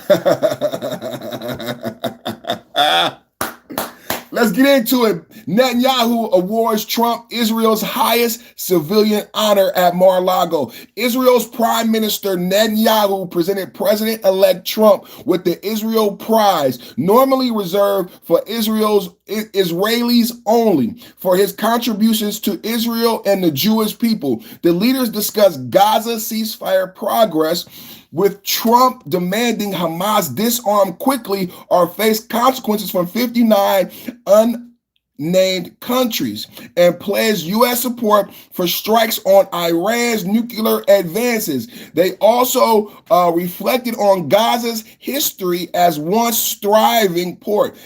Amid Iran's warnings of retaliation and divided reactions to the strong U.S.-Israeli alliance, Trump says Pakistan army troops will play an important role in disarming of Hamas in Gaza. Pak army to fight its own brothers for money, doing anything for dollars. Our brand new breaking news right now. Trump announces that Pakistan will assist us in disarming Gaza. But we have 59. That's what I'm reporting this morning. Let's go to the videotape. Double tap at the like button. Double tap at the like button. Double tap at the like button. Let's get into it. If you don't see Hamas disarm in that short amount of time they're giving them, can you tell us what the next steps would be? It'll be horrible for them. Horrible. It's going to be really, really bad for them. And I don't want that to happen. But they made an agreement that they were going to disarm. You know, we have many countries, 59 countries that are in agreement. This is a real peace in the Middle East. And Hamas is a small... Peace in the Middle East. Peace in the Middle East. Did I say that? Did I say that? Did I say that? Peace in the Middle East. I said peace in the middle. Can I get it in the chat? Peace in the Middle East. Peace, peace, peace in the Middle East. Let's go, MAGA. Let's go, Trump. Peace in the Middle East. He said this is real peace in the Middle East, baby. Let's go, let's go, let's go. Tell us what the next steps would be. It'll be horrible for them. Horrible. It's going to be really, really bad for them. And I don't want that to happen. But they made an agreement that they were going to disarm. You know, we have many countries, 59 countries that are in agreement. This is a real peace in the Middle East. And Hamas is a small part of it, but it's still a part of it. But we have 59 countries that signed on, big countries, countries that are outside of the Middle East, as you know, the Middle East. They want to go in and wipe out Hamas. They don't want Israel. They don't need Israel.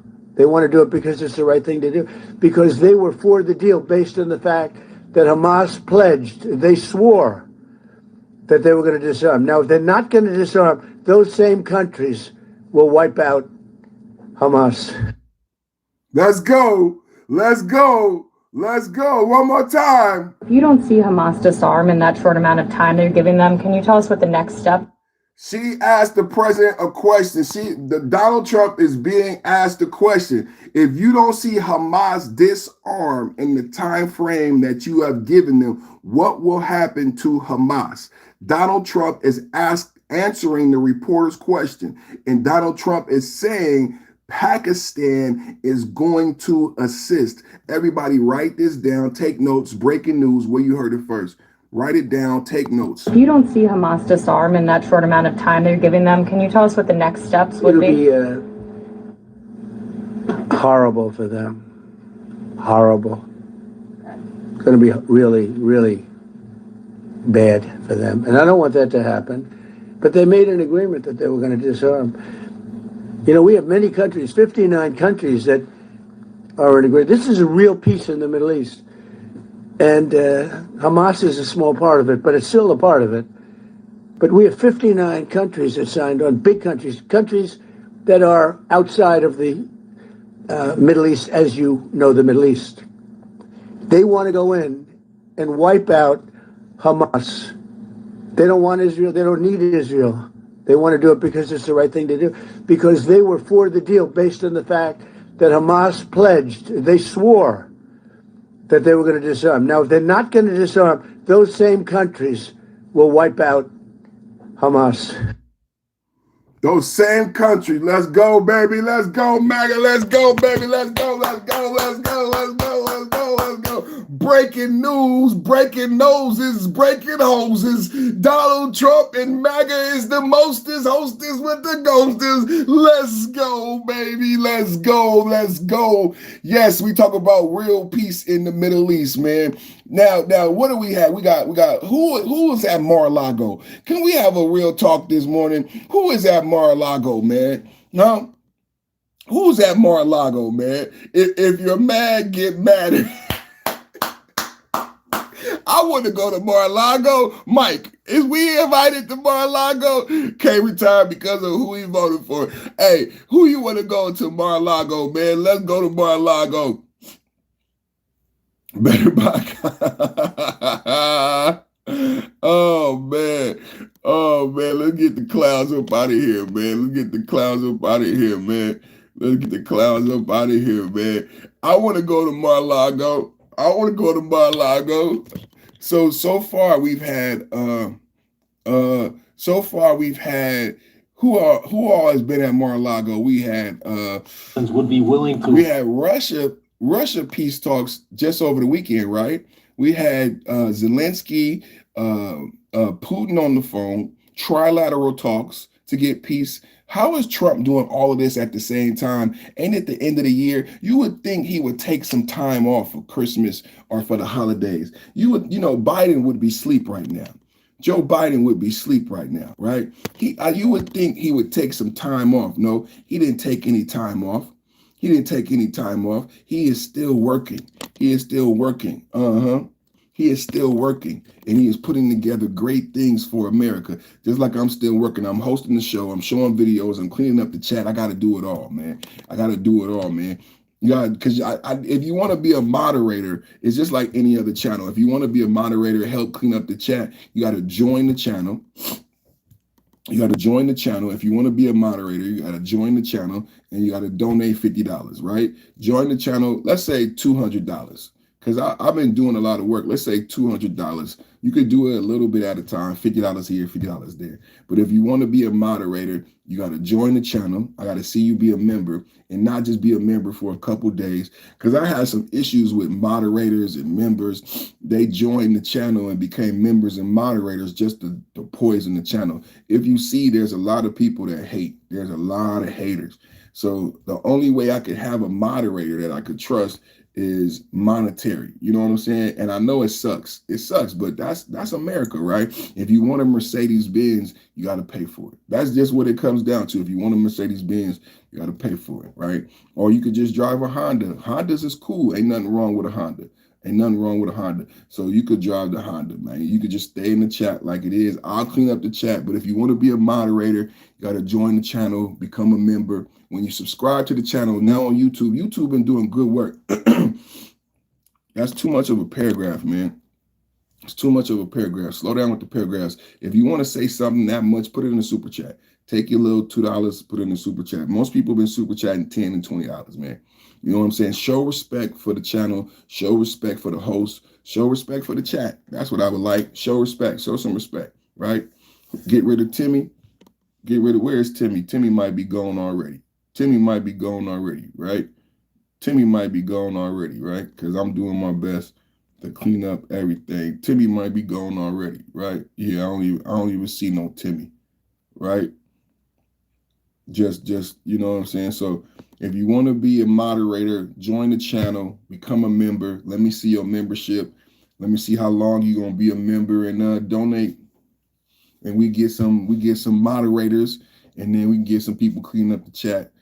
But until then, man, I have to do the work myself, and that's okay, man. I don't mind doing the work, man.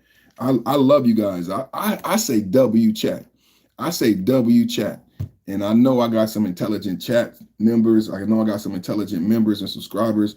Thank you to everybody who likes, share, subscribe. Check out Mike Hurt, FBA 513. So I truly appreciate everybody who watches and subscribe. Let's get back to the peace agreement. This is Donald Trump and BB speaking after peace talks at Mar-a-Lago. Let's go. A recent poll showed that as many as half of Gazans would be willing to leave the Gaza Strip if afforded the opportunity to do so. Back in February, you said that all Gazans should be. I heard that number today, half of Gaza would leave. I've always said it. I said if they were given the opportunity to live in a better climate, they would move. They're there because they sort of have to be. I think it would be a great opportunity, but let's see if that opportunity presents itself. But we're helping the people of Gaza a lot. So is Israel, by the way. So we'll see what happens. But I saw that there was a poll. It was actually more than half the people would leave if they were given the opportunity. And I've been saying that for a long time. To me, it was common sense. So it's interesting. A recent poll showed that as many as half of Gazans would be willing to leave the Gaza Strip if afforded the opportunity to do so. Back in February, you said that all Gazans should be. I heard that number today, half of Gaza would leave. I've always said it. I said if they were given the opportunity to live in a better climate, they would move. They're there because they sort of have to be. I think it would be a great opportunity, but let's see if that opportunity presents itself. But we're helping the people of Gaza a lot. So is Israel, by the way. So we'll see what happens. But I saw that there was a poll. It was actually more than half the people would leave if they were given the opportunity. And I've been saying that for a long time. To me, it was common sense. So it's interesting. What you guys think? What you guys think? Do you think the people of Gaza would leave? I never even heard of that. I never even heard of that floated as an idea. I don't know. You know what I'm saying? What y'all think? Is that a viable solution? You know what I'm saying? Iran parliament speaker reacts to Trump's war threats. Iran does not ask anyone for permission to defend itself, as new adventurism will face extensive and unexpected response. Tehran's defensive reactions will not be predictable or similar to the past. I don't like the way that sounds. You would think Iran would want to be more friendly, but it don't sound like Iran is trying to be friendly, and that's disappointing. That's disappointing, Iran. That's disappointing, Iran, because he said Gaza will be the new man. So let's keep going. Israel prize. So we're talking about Bibi Netanyahu at Mar-a-Lago. We're talking about Bibi Netanyahu at Mar-a-Lago. Netanyahu awards Trump Israel's highest civilian honor at Mar-a-Lago. We had Zelensky there yesterday. So we got peace talks in Russia for Russia. And the next day we got peace talks for Israel. And there's no vacation for Trump. There's no days off for Trump. There's no Let's Go Brandon. There's no Sleepy Joe. There's no holidays. There's no Christmas. There's no New Year's. There's only MAGA. There's only MAGA. There's only Make America Great. When there's a shutdown, he was in Japan securing deals. When there's Christmas and you under the tree sleeping, waiting on Santa, Trump is working on Israel peace. When you working on New Year's Eve and what you gonna wear tonight, Trump is working on peace in the Middle East. That's what the type of president I want. That's what I voted for. While you are all having fun, while Trump is making it safe enough again for you to go out and have a good party on New Year's Eve, you feel safe enough to go out and have a party and go out and party. Why do you feel different than you felt last year? Because see, when Biden and Kamala was president, it was dangerous. Let me tell you something. As we about to get into Trump award and Trump's deserving the award. Let me tell you something. You was not going out for New Year's in Washington, D.C. last year. Can we be honest? I said you were not going out for New Year's. Is this thing on? You were not going out for New Year's in Washington, D.C. last year. It was too dangerous. That it was too dangerous to go out for New Year's in Washington, D.C. Now it's a safe zone. I bet you there will be people walking the street. Big Balls got carjacked at 2 a.m. by a 14-year-old little black girl in Washington, D.C. There were 10, 15-year-old teenagers. They were all black. 15 teenagers on the streets of the Washington, D.C. Capitol Mall at 2 or 3 a.m. in the morning. And what they do at their time, they tried to rob and carjack Big Balls. But now it's not like that in D.C. So in D.C. tonight, people are going to go out for New Year's. Why? Because it's a safe zone. Why is it a safe zone in D.C.? Why are there no more carjackings? Why are there no more Big Balls getting beat to death? Do you know what happened to those kids, those 14-year-olds who tried to beat and carjack Big Balls, where the black female Democratic judge let them go free? Yeah, she gave them probation. She let them go free. She gave them probation. But Trump cracked down on crime in D.C. Now it's a safe zone. Now you can go out and have a New Year's, because New Year's isn't until after midnight. You know, I wouldn't feel comfortable telling people to go have a good time in New Year's before. When Biden was president, it was dangerous in D.C. Did you know they sold crack right across from the White House? Donald Trump brought this up. Donald Trump said we need to clean up D.C. They sell drugs right across from the White House, but they've always sold drugs. You know what Biden did? Biden put up a fence. Did you know Biden put up a fence? Biden didn't stop the drug dealers. Biden didn't stop the crime. Biden didn't make D.C. safer. Because D.C. was so dangerous and so prolific with crime, Joe Biden put up a fence around the White House. Did you guys know that? Did you guys know that? What did Trump do? Trump made it a safe zone. What about in Memphis? Trump made it a safe zone. What about Chattahoochee Crunch in New Orleans? What about Charlotte? So a lot of cities, a lot of major cities in America on New Year's Eve can go out and have a good time, thanks to ICE and the National Guard. Now you want to protest. You want to say ICE and the National Guard is not good, but I don't think the people in D.C. feel the same way. I actually show videos of people in D.C. A matter of fact, Dave Chappelle is getting flack and pushback right now. Why is Dave Chappelle getting flack? What about Charlotte, Chattahoochee Crunch? What about Charlotte's Web? What about 5,000 deportees arrested in 3 days in Charlotte? Dave Chappelle is getting pushback right now. Why is Dave Chappelle? Dave Chappelle is a native.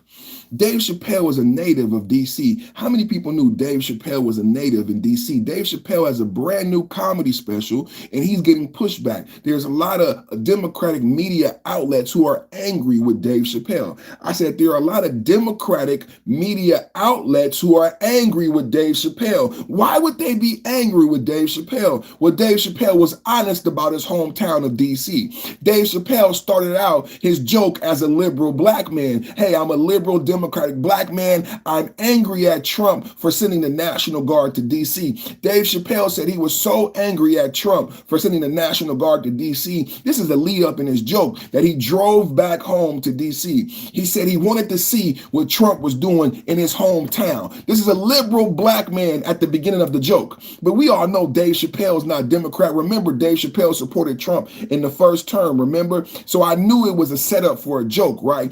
Dave Chappelle says, I was angry at Trump.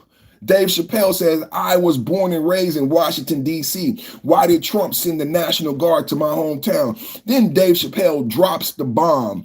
Dave Chappelle drops the boom, right? You know, jokes have a setup. Dave Chappelle says he drives back to D.C. and he says, I got to be honest with you guys. It's a lot cleaner. And everybody starts laughing. In the beginning, he comes off as a liberal black. Remember, he comes off angry with Trump. And then he said, I drove back to DC. I got to be honest with you guys. It's a lot safer. Good job, Trump. That's what Dave Chappelle said. Dave Chappelle said, good job, Trump. That was the joke, right? But I knew Dave Chappelle was a Republican. I knew Dave Chappelle supported Trump in the first election. He said it on Saturday Night Live. He said, Trump is my president. Do you guys remember that? So I knew it was a setup. Dave Chappelle said, that Trump did a great job. Trump, thank you, Trump, for cleaning up DC. It was a joke, but the Democrats are upset. The Democrats don't want someone like Dave Chappelle acknowledging the fact that Trump is being successful with ICE and the National Guard. The Democrats can't have that. The Democrats can't have prominent black celebrity because the Democrats think they own black celebrity. See, I can see you trolling in the chat. I'm not going to stop with the fire. The Democrats think they own black celebrity. So the reason why Dave Chappelle is always getting canceled and always in trouble is because he doesn't keep lockstep with the Democratic status quo. See, the Democrats think they own black celebrity. So Dave Chappelle was not supposed to be honest about Donald Trump's Washington, D.C. He was not supposed to be honest with the American public that Donald Trump has been effective in these inner cities, right? So now Dave Chappelle's head, once again,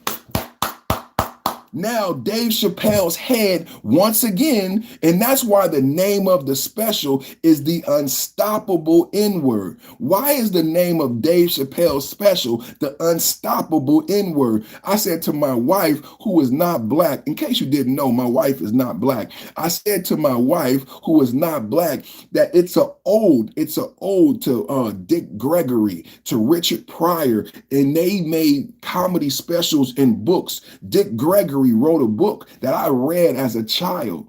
My father made me read the Dick Gregory book called N-Word. It's a great book. Dick Gregory is a great man. How many people knew about that? Dick Gregory wrote a great book. So Unstoppable N-Word is an ode to Dick Gregory and Richard Pryor and Huey P. Newton, H-I-N-C. See, Dave Chappelle knew the Democratic status quo would not like what he had to say about Trump. Dave Chappelle knew the Democratic status quo would not like him being honest about the realities of America. The Dave Chappelle called it the unstoppable, that you're going to try to cancel me. Dave Chappelle knew the Democratic liberals would try to cancel him and get upset. Yeah, he knew it when he would be honest about what Trump has done in DC. That's why he called it unstoppable. That's why he called it unstoppable. That's why he took 20 minutes to explain the Mann Act.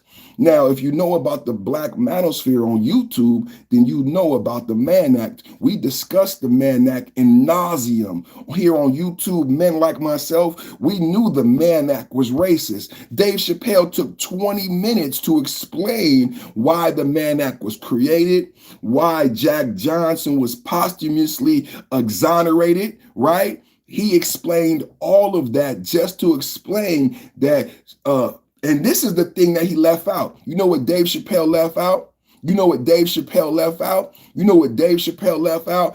SDNY, Letitia James.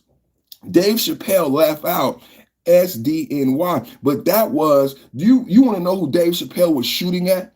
He was shooting at the SDNY, Southern District of New York, who prosecuted Diddy, and they couldn't get him on the RICO. And instead, they only were able to get him on the racist, antiquated Mann Act. So Dave Chappelle again made the Democrats look bad. Dave Chappelle made the Democrats look bad. He made the Democrat status quo look bad when he admitted that Trump was successful in DC. He made the Democratic status quo look bad when he pointed out that Letitia James and the fraudulent SDNY, who turned a misdemeanor into 36 felonies against Donald Trump that later got thrown out. How does a misdemeanor turn into 36 felonies? How does a misdemeanor turn into felonies, huh? How does a misdemeanor turn into 30? SDNY. SDNY, Southern District of, see, when you hear about Letitia James, right? When you hear about Letitia James, you don't know why Trump is prosecuting Letitia James. You don't know about the Southern District of New York. But I argue that Dave Chappelle was taking shots at Letitia James in the Southern District of New York for even charging Sean Diddy Combs with the Mann Act, for even having the nerve as a black woman and a Democrat. He took 20 minutes to explain to his audience. He took 20 minutes to explain to his audience why Letitia James is a piece of shit. He took 20 minutes in a $1 million Netflix special to take shots at the Democrats and say Letitia James lost. Hello, unstoppable, because you didn't get Diddy on the RICO. All you got him on was a racist Mann Act. So number one, he said you lost. SDNY, you lost. The name of the special is Unstoppable N-Word. The name of the special is Unstoppable N-Word, and he takes 20 minutes to break down the Mann Act and say to Letitia James and SDNY, you lost when you tried to prosecute Trump. Trump is president. SDNY, Letitia James, you lost when you tried to prosecute Trump. Fannie Willis, you lost when you tried to prosecute Trump. You lost. You lost. Can you take the L? Can you take the L? The L, the L, and the O, and the O, and the O? Losers. You lost, Letitia James. You lost, Fannie Willis. Take the L. Dave Chappelle highlighted the fact. That Letitia James and SDNY lost. Unstoppable. Letitia James and SDNY lost. They lost against Sean Diddy Combs. They lost against Donald Trump. I don't know if anyone is intelligent enough to understand what I'm putting down, but they lost. Shout out to Dave Chappelle, who's a Republican if you didn't know. Shout out to Dave Chappelle, who's a Republican if you didn't know. Dave Chappelle, who supported Donald Trump if you didn't know. Huh? How many people understood the Dave Chappelle Unstoppable N-Word title? Why did that was a campaign for Republicans. That wasn't a comedy. That wasn't a comedy special. That was a MAGA campaign commercial. That was a commercial for MAGA. That wasn't Dave Chappelle's latest comedy special. That was a MAGA commercial. Thank you, Dave Chappelle, for representing MAGA. That was a MAGA campaign ad. That was a MAGA campaign ad. We cleaned up D.C. We cleaned up D.C. and we shut down Letitia James. We cleaned up D.C. We shut down Fannie Willis. We shut down Letitia James. That was a campaign ad for the Republicans in 2026. Dave Chappelle will be on the campaign trail for the Republican Party, and it will be the unstoppable, y'all put it in the chat, it will be the unstoppable MAGA. Y'all heard me. Y'all heard me. Let's get back to Bibi Netanyahu. Netanyahu awards Trump Israel's highest civilian honor at Mar-a-Lago. Israel Prime Minister Netanyahu presented President-elect Trump with Israel's prize, normally reserved for Israelis only, for his contributions to Israel and the Jewish people. The leaders discussed Gaza's ceasefire progress, peace in the Middle East, with Trump demanding Hamas disarm quickly. And I just broke the news that if Hamas doesn't disarm, Pakistan is going to assist in disarming Hamas. That's the first time. That's breaking news live right here on the Perfect Time podcast. He also mentioned 59 unnamed countries and pledged U.S. support for strikes on Iran. Let's go back. That was Trump right there. That was Iran. Let's get Bibi. Let's get Bibi. Let's go to Bibi at Mar-a-Lago. We talking about peace in the Middle East. Happy New Year, MAGA. Hope you had a Merry Christmas. We talking about peace in the Middle East. This is Trump and Bibi at Mar-a-Lago. Did you ever see Biden like this? Did you ever see Biden talking about peace? Because Israel happened during the Biden administration. I never saw Biden like this. I never saw Biden talking about peace. I never saw Biden in trilateral summits. We got Trump talking about peace with Russia and Zelensky over the weekend, and now we're hosting Bibi at Mar-a-Lago. Wasn't Zelensky just at Mar-a-Lago? I never saw Biden trying to get peace in either one of these areas. Biden, you were there in 2014 when Ukraine went to shit. You and your son were on the board of Burisma. Remember, your son didn't have any experience with Burisma, but you got your son a job at Burisma making hundreds of thousands of dollars, right? Shout out to the original Wolf, man. Shout out to the original Wolf, man. I love your resolve preach. Thank you, brother. I love you. Thank you for your support, man. If you see a super chat, send a super chat. If you see a super chat, send a super chat. So let's get back to Bibi, Netanyahu, and Trump discussing peace. Never saw Biden discuss peace. Never saw Kamala Harris discuss peace. I never saw her fix the border. I never saw them really do anything. There's no policy that I can point to. There's no policy that I can point to. There's no Obamacare that Biden accomplished. There's nothing really. He opened the borders, and that was a debacle. He left Afghanistan in disarray.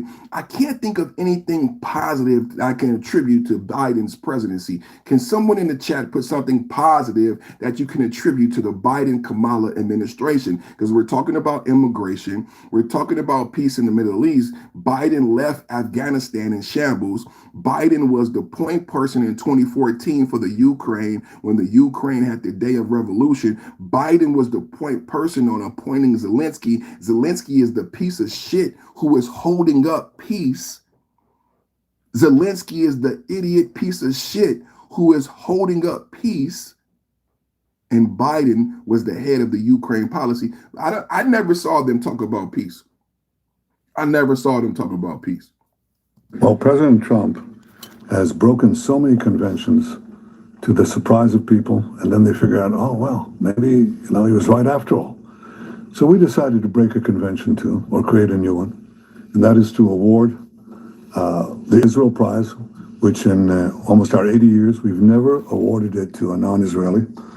And we're going to award it this year to President Trump. This was announced formally over lunch by our Minister of Education, who's responsible for the Israel Prize. It's going to be awarded to President Donald J. Trump for his tremendous contributions to Israel and the Jewish people.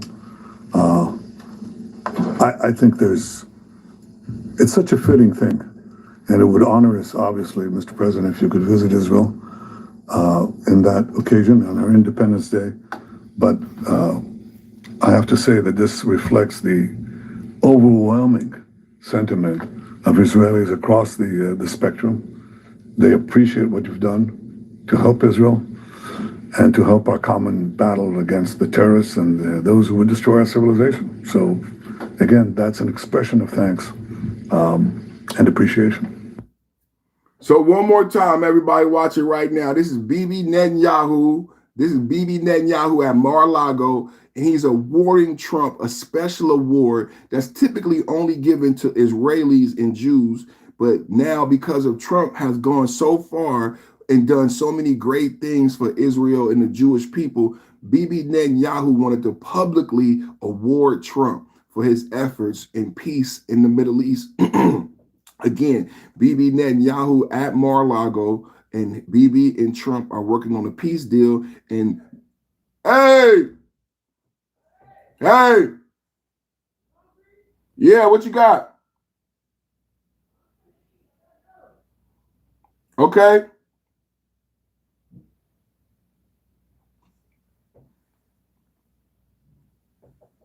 Well, President Trump has broken so many conventions to the surprise of people, and then they figure out, oh, well, maybe, he was right after all. So we decided to break a convention too, or create a new one, and that is to award the Israel Prize, which in almost our 80 years, we've never awarded it to a non-Israeli, and we're going to award it this year to President Trump. This was announced formally over lunch by our Minister of Education, who's responsible for the Israel Prize. It's going to be awarded to President Donald J. Trump for his tremendous contributions to Israel and the Jewish people. I think it's such a fitting thing, and it would honor us, obviously, Mr. President, if you could visit Israel in that occasion on our Independence Day. But I have to say that this reflects the overwhelming sentiment of Israelis across the spectrum. They appreciate what you've done to help Israel and to help our common battle against the terrorists and those who would destroy our civilization. So, again, that's an expression of thanks and appreciation. Expression of hey man, don't do that to me, man. Don't do that to me. Don't do that to me. Bibi Netanyahu at Mar-a-Lago peace talks with President Trump. And don't forget, Zelensky was just at Mar-a-Lago the other day, peace talks. Trump and Netanyahu are truly doing their thing with the peace talks. Looking forward to it so much. Trump and Bibi Netanyahu, Mar-a-Lago peace talks. Hey, respect in the chat. Hey, respect in the chat. Show some respect in the chat. Show some respect. We gotta have respect in the chat. Respect. You know, people be saying words that they hear on TV that I know that they don't know. I know that they don't know the meaning of some of these words, man. They be saying this stuff, and I know they don't know the meaning of some of these words, man. I know they don't know the meaning of these words, man. But I think that people just get upset at issues. They want to get upset at issues. Love Bibi, and Zelensky is a clown. Zelensky is a clown. He got to go. I don't think we ever going to get peace with Zelensky, but let's go. Let's keep going, man. Let's keep giving up the facts, man. Let's keep giving up the facts, man. Lit the like button, man. Does the reconstruction of Gaza will begin even before Hamas is disarmed? I think it's going to begin pretty soon, yeah. Before He's looking forward to it so much. Look, what a mess it is. And it's been a mess for centuries. It's been a mess for a long time. It seems to be born for that, but we're gonna straighten it out. No, we're already starting certain things. We're doing things for sanitary conditions and others. But Gaza's a tough place. You know the expression, it's a tough neighborhood. So they're being asked about the reconstruction of Gaza will begin. Reporter asked Trump about reconstruction of Gaza. Now, the other day we talked about the peace plan with Russia and the Ukraine. And I said, we're going to get peace in the Ukraine because the peace plan is going to benefit Russia. Russia's going to benefit greatly from this peace process in the Ukraine. A lot of people in France, Macron doesn't like it. NATO doesn't like it. They don't want Putin to be made stronger from this conflict. Well, sorry, you guys. Putin is going to benefit. Putin and Russia. And guess who else is going to benefit from peace in the Ukraine? America, American companies. So when you hear about Chevron, when you hear about Black, this is all true. America is going to make a lot of money, but we sent $300 billion to the Ukraine. So yes, we're going to get money in this peace process. Russia is going to be brought back into the G8. Sanctions are going to be removed from Russia. There are huge financial incentives for Russia to come to the table. And that's why Putin says Trump is a deal maker. There is nobody like Trump, because I don't think Putin thought he could get all of these things. But what does it actually do to get Putin and Russia back on the American tit, right? Back addicted to the dollar. Right now you have, remember I began with China. I began with China and I began with tariffs. How does China repay us? How does China repay us for low tariffs for 50 years and we bringing them out of poverty? America brought China out of poverty. China was like Africa, a bunch of villages, right? Dirt roads and villages. Now China is a metropolis like America. America brought China out of poverty. China will admit that. How does China thank us? By creating bricks. by creating BRICS and trying to steal Russia away from the dollar, trying to steal Brazil and other countries away from the dollar bill. Dollar, dollar, dollar, dollar bill, y'all. We need them to be on the dollar. So it benefits us and behooves us, along with Russia, to do peace in the Ukraine. Now we're talking about peace in the Middle East. Peace in the Middle East. And this is a question about rebuilding Gaza and them starting to rebuild Gaza already, and how America will benefit. America will benefit in the peace plan in Gaza. America, monetarily, I have nothing wrong with saying that. There's nothing wrong, and I am very proud to say I'm very happy with Trump. I'm very happy with Trump negotiation. Yes, America will benefit monetarily from both of these peace agreements, as we should. As we should. Does the reconstruction of Gaza will begin even before Hamas is disarmed? I think it's going to begin pretty soon, yeah. Before Hamas He's looking forward to it, so am I. Look, what a mess it is. And it's been a mess for centuries, really. It's been a mess for a long time. It seems to be born for that, but we're gonna straighten it out. No, we're already starting certain things. We're doing things for sanitary conditions and others. But Gaza's a tough place. You know the expression, it's a tough neighborhood. Does the reconstruction of Gaza will begin? Tough neighborhood is what they said. Trump said it's a tough neighborhood, baby. You know what else is a tough neighborhood? YouTube. Man, I tell you, these YouTube streets, man. These YouTube streets, man, ain't no joke, man. Double tap hit the like button, man. Double tap hit the like button. Don't have a deal. If Iran will continue with their ballistic missiles and okay, now we talking about Iran. They talked about so much different stuff. Trump getting so much done. You would think he would be on a holiday. Congress is on a holiday because there's no vote on the Affordable Care Act. Here we go. Iran. This is Trump and Bibi Netanyahu on Iran, meeting at Mar-a-Lago on peace in Iran. attack on Iran if Iran will not have a deal. If Iran will continue with their ballistic missiles and also nuclear weapons. If they will continue. He's asking, the reporter is asking Trump, what will you do if Iran continues with the nuclear proliferation with their ballistic missiles? The reporter is asking Trump and Bibi, what is the strategy for Iran if they continue with nuclear proliferation? Breaking news, Perfect Timing Podcast, breaking news, Bibi Netanyahu and Trump and Mar-a-Lago. Continue with the missiles, yes, the nuclear, fast. Okay, one will be yes, absolutely. The other was we'll do it immediately.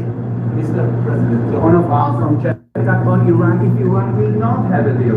If Iran will continue with their ballistic missiles and also nuclear weapons. If they will continue with the missiles, yes, the nuclear, fast. Okay, one will be yes, absolutely. The other was we'll do it immediately. Mr. President, one of us from China attack on Iran if Iran. That's Trump right there. That's Trump on Iran. That's Trump on Iran. What else we got? Trump and Bibi at Mar-a-Lago. Trump and Bibi at Mar-a-Lago. What's this one? And I've been a great friend to you. And Trump and Bibi at Mar-a-Lago. I got some more. We got some more first class, first hand coverage, first class, first clan coverage. Man, I'm dyslexic. Man, hit the like button for your favorite dyslexic podcaster, man. you've been a great friend, and I've been a great friend to you and to Israel. And it's been my honor.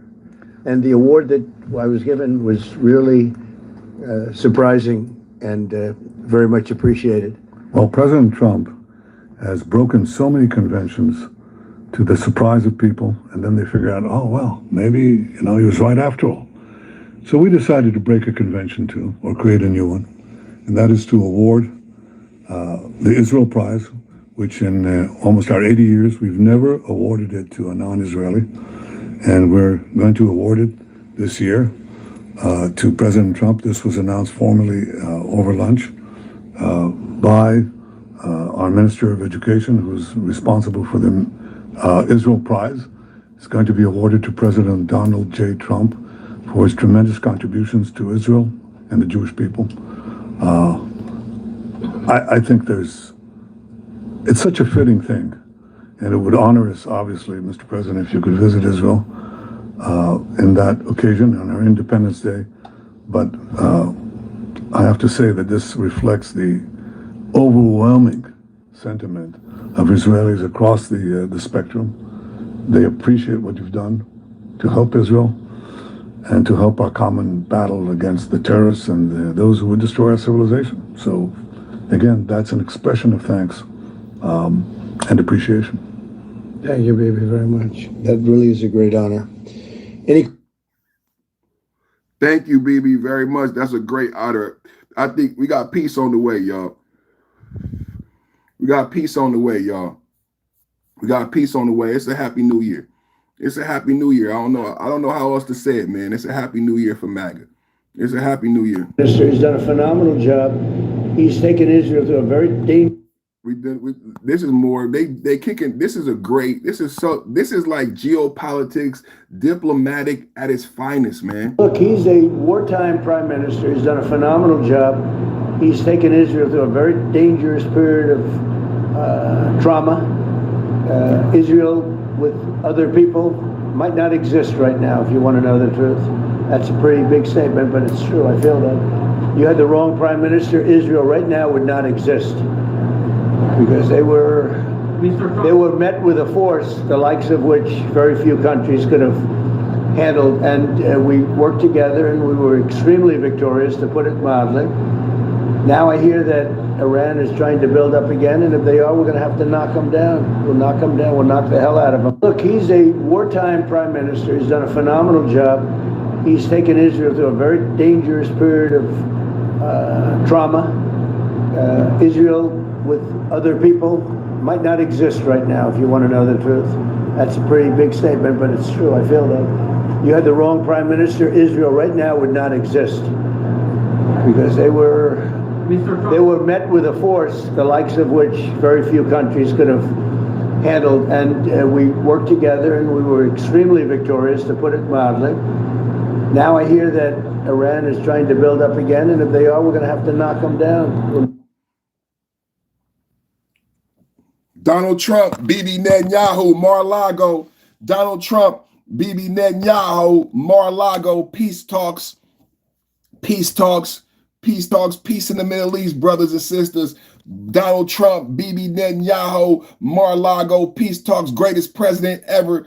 Greatest president ever. I never saw Biden get no awards. I never saw Biden talk about any peace deals. Never. And again and again. We've never had. Come on, man. Come on, man. One more time. This is Bibi Netanyahu talking about how good the relationship is with Israel and America. Make America great again. Let's go. I'll say it again and again and again. We've never had a friend like President Trump in the White House. It's not even close. And I think you can judge that by not merely by the frequency of our meetings, but by the content and the intensity. I think Israel is very blessed to have President Trump leading the United States, and I'll say it, leading the free world at this time. Wow. It's not merely Wow. fortune. Wow. Wow. Let's go, MAGA. Let's go. I love it, man. Clap it up in the chat, man. Not just leading the free world, man. And Putin has acknowledged that also. When Putin had talked about Trump's deal-making prowess in the Ukraine deal, Putin has acknowledged the same thing. The globe is behind America. The globe acknowledges that America is back at the helm, and Donald Trump is the reason that America is number one. What was the goal when we voted for Trump? What was the goal when we voted for Trump? It was make America great again. And what do we have now again? Every global leader that matters is saying Trump is the leader of the free world. We got to hear that again, man. Double tap. Whoa, that MAGA. Whoa, that MAGA. I got to hear that again, man. I got to hear that again, man. United States, and I'll say it, leading the free world at this time. Woo! It's not merely Israel's great fortune. I think it's the world's great fortune. Woo! Well, I just want to say that it's very important who the Prime Minister and President of Israel is. We have a great relationship. It was an honor to speak before your leaders. That was a great honor for me. I think it has not happened before, or something they told me. But the relationship's been extraordinary, and Bibi's a strong man. He can be very difficult on occasion, but you need a strong man. If you had a weak man, you wouldn't have Israel right now. Israel would have been, Israel with most other leaders would not exist today. They would not exist. And now they're stronger than ever. Yeah, please. That's right, baby. That's right, baby. We kicking ass today, man. Kicking and taking names, man, all over the globe, man. He said the world benefits from a Trump presidency. Put a 1 in the chat if you agree. Put a 1 in the chat if you agree that the world benefits from a Trump presidency. Peace all over the world. Peace all over the world. Peace all over the world. Peace. The Ukraine. How many people are dying in the Ukraine? If we get peace in the Ukraine, no more dying. No more dying in Gaza. No more children dying in Gaza. No more people starving in Somalia. Can we pivot to Somalia? Can we pivot to the fraudulent criminal Somalians? Earlier I talked about America's big heart. America had a big heart. We saw Somalians starving in Africa, and we said, bring them over to America. America, we have food, we have opportunity. The Somalians won't starve in America, right? But what happens when the Somalians got to America? They filed 501(c)(3)s and said they were still starving despite food being everywhere. I said yesterday, homeless people in America will not take food. If you know homeless, if you live in a place like I live in California and there's homeless on the streets everywhere, then you are familiar with the fact that homeless people will not take food. Why do homeless people refuse food in America? Because there's food everywhere in America. But Somalians came to America and they said, we're hungry. Will you give us money? We don't want to work, even though you gave us the opportunity to live in America, even though you gave us the chance to leave Somalia where we were starving. We came to America and we said, we don't want to work. Yeah, we want to steal billions of dollars from the American taxpayers who helped us and allowed us to live here. That's what the Democrat heart. And then Tim Walz. I saw somebody in the chat earlier say, Tim Walz, get rid of Tim Walz, says that we want more Somalians. Tim Walz says the solution is just what Kamala Harris and Joe Biden did. They said, open the borders, bring in more Tren de Aragua from Venezuela, bring in more cartel members from Venezuela. That's what they said. Bring in more cartel members from Venezuela. I just want to talk about, as I talk about Venezuela, do you guys want to go into Venezuela? Can we go into the Venezuela drug facility takedown? Can we go into the Venezuelan drug facility takedown? I want to go into and do a deep dive. That's my next story. We're going into my next story, the Venezuelan drug boat facility takedown. Do you guys mind if we shift and we go into Venezuela? I've been doing great. We're kicking ass. This is the best podcast you're ever going to see. This is the best podcast you're ever going to see. We're kicking ass. We're kicking ass. Crushing cartels and border victory. Crushing cartels and border victory. Are you guys ready to crush the cartels? Double tap at the like button. Double tap. Are you ready to crush some cartel ass?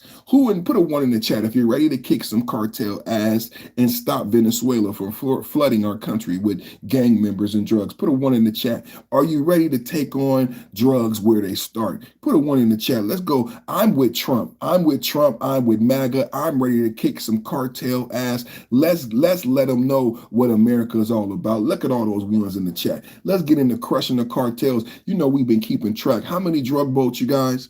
How many drug boats? Because the people So the Democrats only know about one drug boat. They don't know about the standing orders. Rachel Maddow said that Navy SEAL Team 6 and the Admiral could be charged with murder. I said, why would Rachel Maddow question the decision-making of Navy SEAL Team 6? Remember Navy SEAL Team 6? Remember Captain Phillips? We talked about it yesterday. They were floating in the ocean overnight. They sniped a Somalian pirate from the water. But Rachel Maddow wants us to charge Navy SEAL Team 6 with murder. Why, Rachel Maddow? Why? You don't believe in the judgment of Navy SEAL Team 6? Rachel Maddow questions the judgment of Navy SEAL Team 6 because Pete Hegseth wasn't the one who blew up the boat and sent the second missile, right? It wasn't Pete. It wasn't Trump. It was Navy SEAL Team 6 who identified a fast-moving boat at 2 o'clock in the morning under the guise of night. Did you guys know it was a fast-moving boat? It was under night sky. It was not marked with a proper flag or identification. Navy SEAL Team 6 saw 13 men on this fast-moving boat. They were not American. They had not identified themselves as American. Navy SEAL Team 6, because they're so proficient, knew that the boat came from Venezuela, and they were moving at a high rate of speed into the Southcom region. So Navy SEAL Team 6, under pre-existing orders from the Department of War in the Gulf of America, it's no longer the Gulf of Mexico. Who knew it's the Gulf of America? Under orders of the Department of War and Pete Hegseth, Navy SEAL Team 6 took out the boat.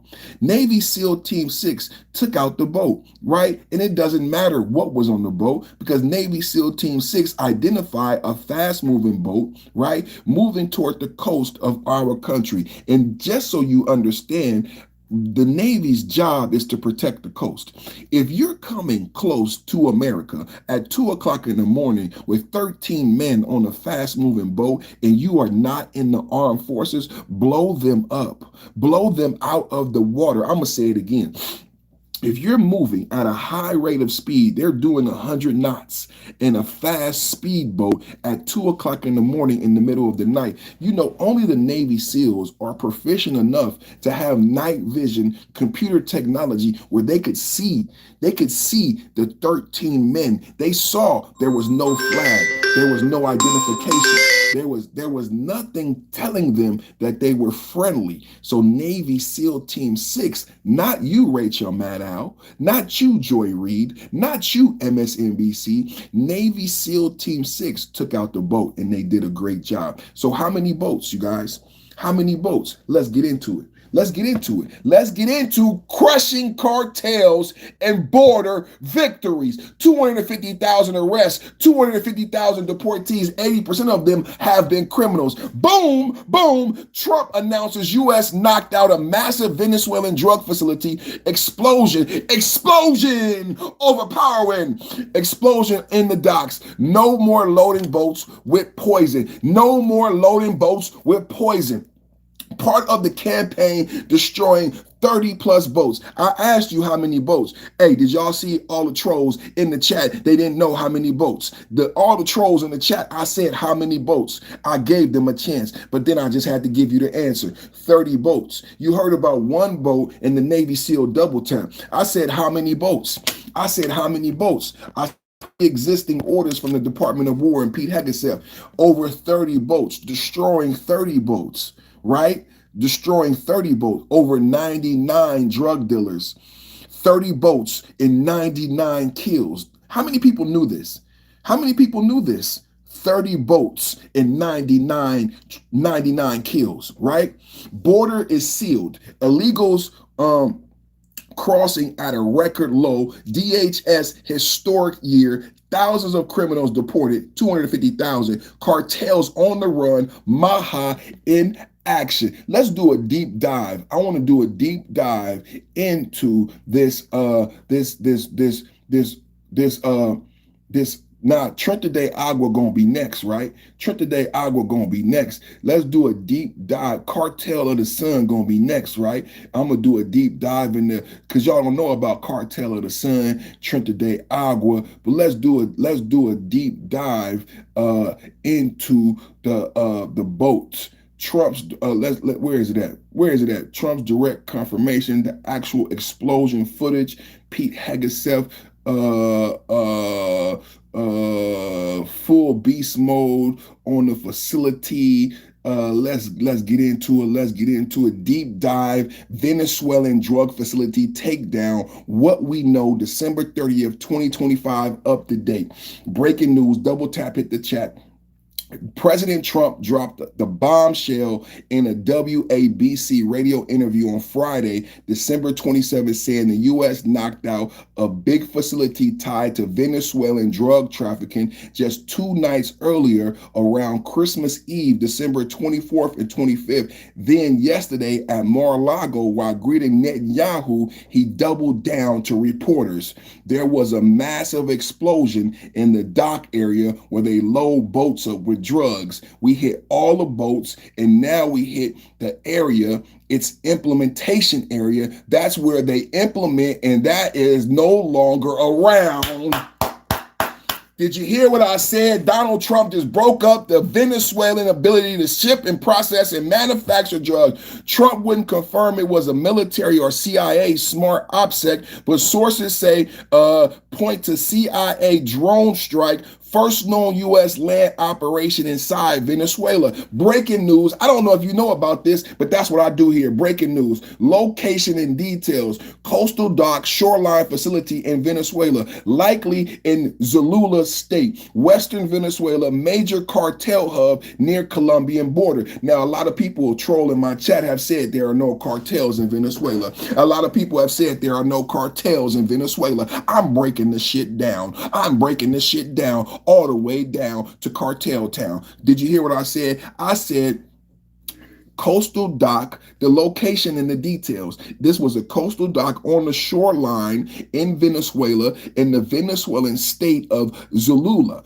western Venezuela, major cartel hub near the border of Colombia. Surprise, surprise, surprise. Reports on the explosion / fire on Christmas Eve. Merry Christmas, drug dealers. Merry Christmas, you dirty, rotten scoundrel. Brr, brr. Merry Christmas, you dirty, rotten scoundrel. Brr, brr. Shout out to MAGA. Merry Christmas, you dirty, rotten scoundrels. Reports of an explosion / fire on Christmas Eve at the industrial zone.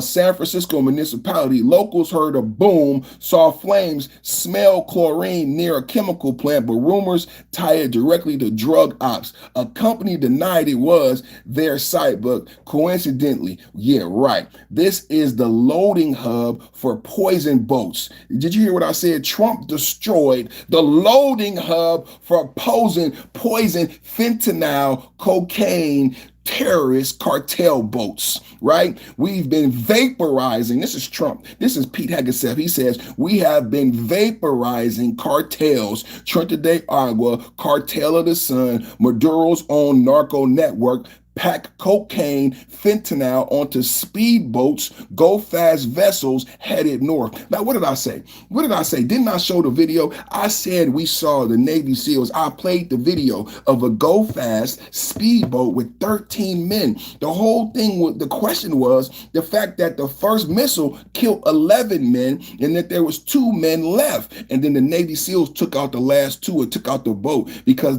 turns out, see, Rachel Maddow said Navy SEALs was wrong, but turns out the Navy SEALs knew what the fuck they were doing. The Navy SEALs had night vision, and they saw those 2 men get back on the boat and try to save the cocaine. They saw the 2 remaining gang members try to get the cocaine back on the boat. They tried to save the cocaine, and Navy SEAL Team 6 took their ass out. Now Donald Trump has just took out the loading hub. This is the loading hub for poison boats we've been vaporizing, where cartels like Tren de Aragua, Cartel of the Sun, Maduro's own narco network pack cocaine, fentanyl on the speedboats and go-fast vessels headed north. Why is this massive? This is an escalation from 30 boat strikes, killing scores of narco-terrorists, destroying tons of drugs. I said 99 narco-terrorists killed 30 boats. On land hits, Trump warned for months, soon will go beyond boats. Double tap at the like button. ties directly to Maduro's regime. U.S. calls it Narco-Terrorists Operation Cartel of the Sun, run by Venezuelan military brass. I said Cartel of the Suns, run by Venezuelan military brass, is designated FTO. FTO. Put it in the chat. No Venezuelan response yet. Crickets from Maduro. Crickets from Maduro. Probably panicking, right? Probably panicking. I don't even, where my, probably panicking. No official U.S. confirmation beyond Trump's words. Classic black ops vibe. There go them crickets. Y'all hear the cricket? Hold on. Y'all hear the crickets? Y'all hear the crickets? Let me get them crickets going. Y'all hear the crickets?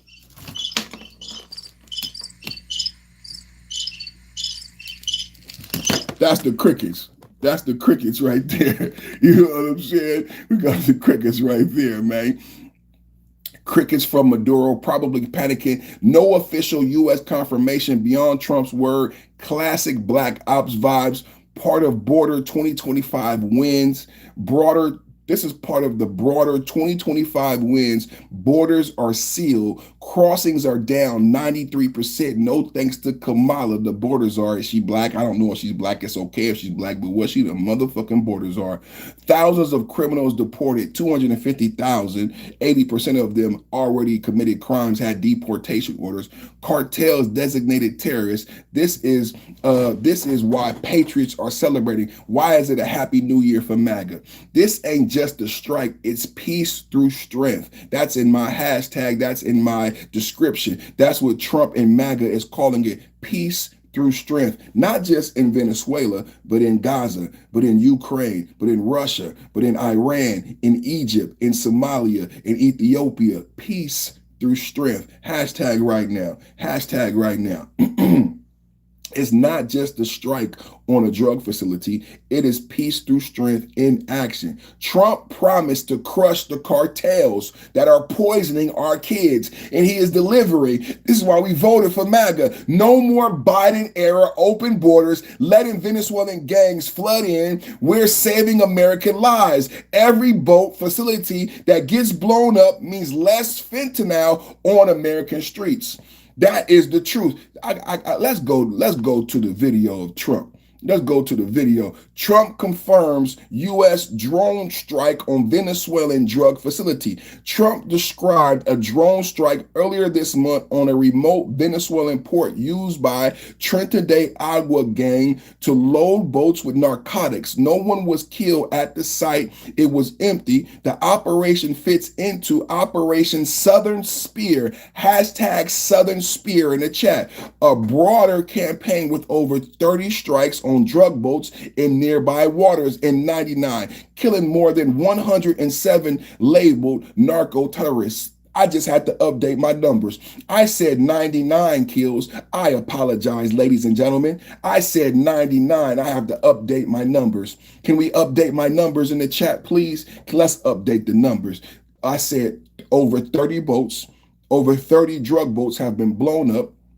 And I apologize. I have to issue a retraction. I apologize. I said 99.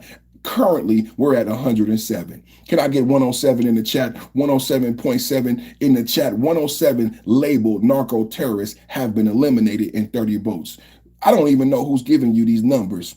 I don't even know who's giving you these numbers. They want you to focus on one boat. We vaporizing boats. Did you hear what I said? Pete Hegseth in the Department of War is vaporizing boats. We had 30 boats. How many oil tankers? Does anybody know how many oil tankers we've seized? Because this is two different numbers.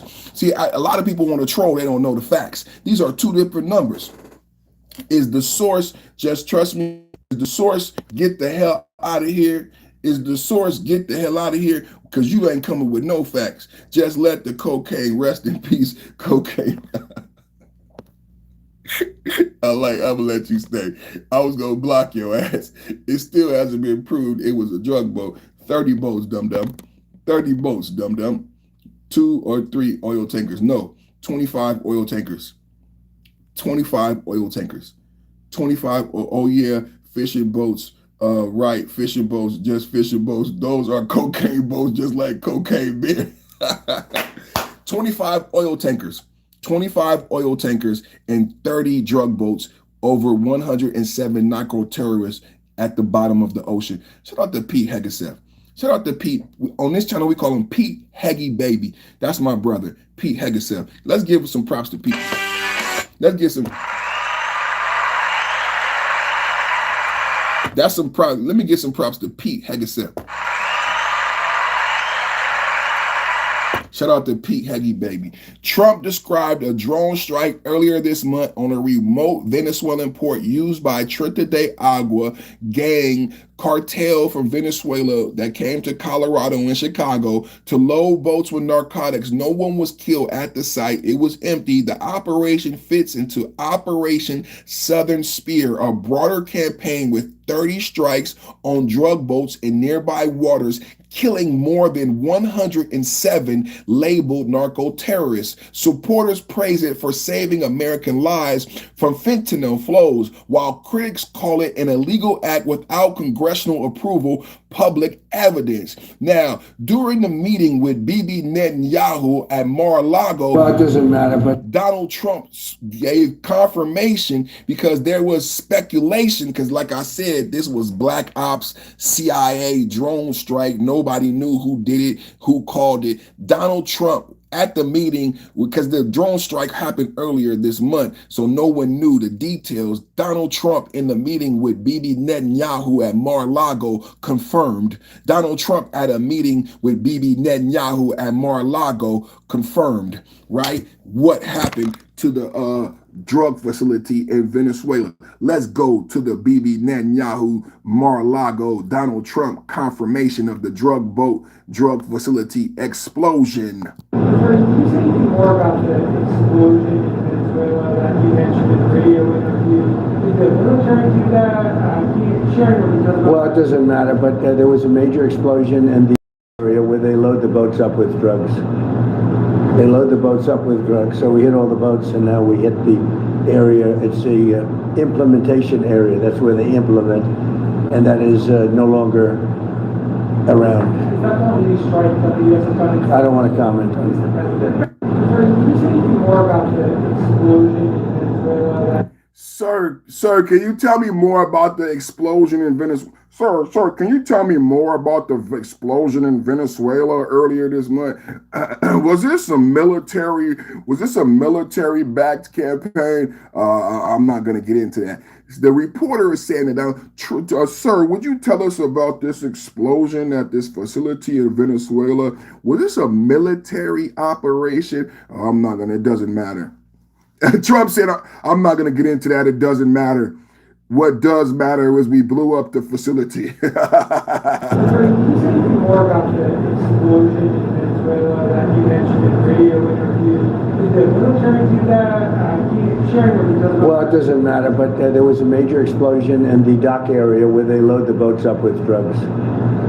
They load the boats up with drugs. So we hit all the boats, and now we hit the area. It's the implementation area. That's where they implement, and that is no longer around. Is that the only strike that the U.S. has done? I don't want to comment on that. No comment, no comment, no comment. See, they want to get him for war crimes. Pete Hegseth, Department of War, Pete Heggy Baby. No comment, Miss Lady. No comment, Miss Lady. No comment. Where they load the boats. We blew it up, Miss Lady. She want to know what took place, man. Let's go to some footage. Let's go to some red meat. Let's go to some red meat. She's word salad, word salad, word salad. Let's go, let's go.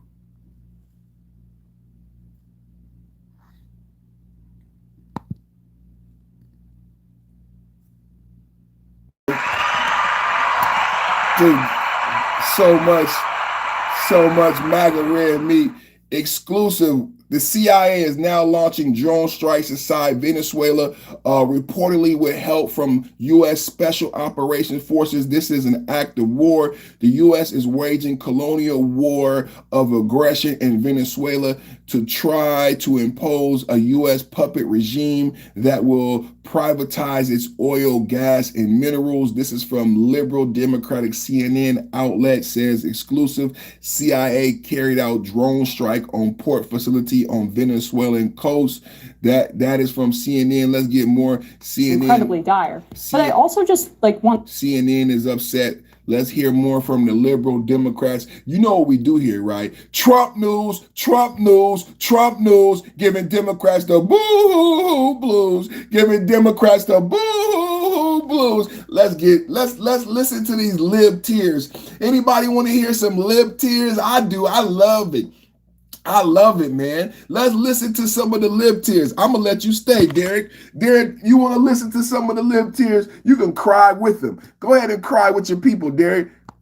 And so the consequences that you're talking about are incredibly dire. But I also just want to step back for a second and look at the justifications that they're even using. They're saying that these are narco-terrorists, et cetera. And that's the Republican line. But then Trump comes out and goes, it's for the oil.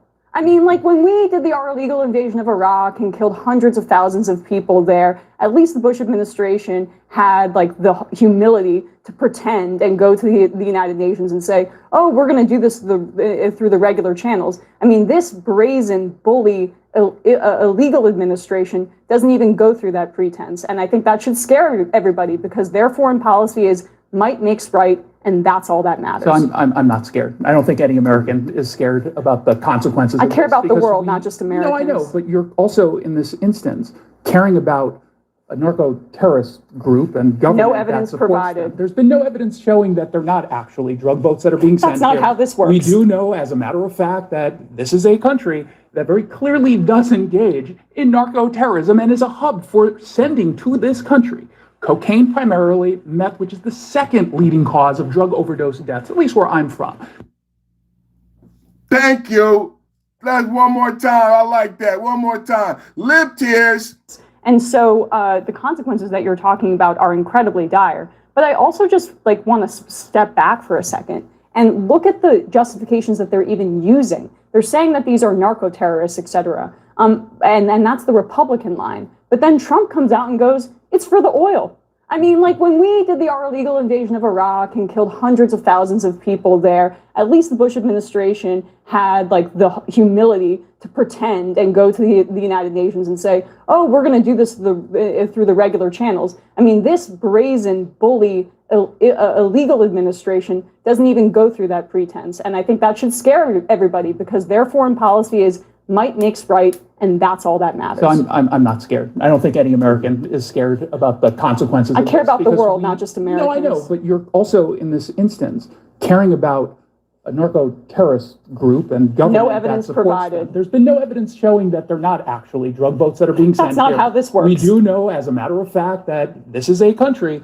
that very clearly does engage in narco-terrorism and is a hub for sending to this country cocaine primarily, meth, which is the second leading cause of drug overdose deaths, at least where I'm from.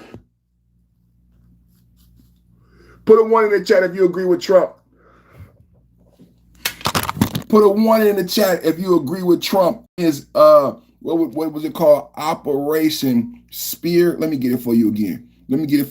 Put a 1 in the chat. Southern Spear. Operation Southern Spear. Put a 1 in the chat if you support Operation Southern Spear. It was so important that they had that Republican brother rebut the foolishness. Remember, so many times on this channel what I say, fear. I said Democrats lead through fear. She said you should be afraid. Why would you be more afraid of your government than you be afraid of foreign entities who seek to bring you down? Why would she suggest that Americans should be afraid of Americans? The Democrats keep doing this. Democrats keep saying you should be afraid of Trump, afraid of your government, afraid of ICE, afraid of the National Guard. Why would I be afraid? I don't break the law. I'm not a criminal, and I'm not an illegal immigrant. I have a legal right. Think about what I'm saying. I'm not even joking right now. Why would I be afraid? I have a job, I pay my taxes, I go to church, I love my country. Why would I be afraid of ICE? Why would I be afraid of the National Guard? You know what I worry about? Cartel gang members. You know what I don't want to see? Any more cartels taking over American apartment buildings and American citizens who are not gang members, who are not police officers, forced to deal with criminals who were not born here, like in Minnesota, Minneapolis. You know what I'm afraid of? I'm afraid that Democrats will allow Somalians to continue to steal. I'm afraid that if we don't get Tim Walz out of the governor's house in Minnesota, that Somalians may bankrupt America, right? That's the fears that MAGA has.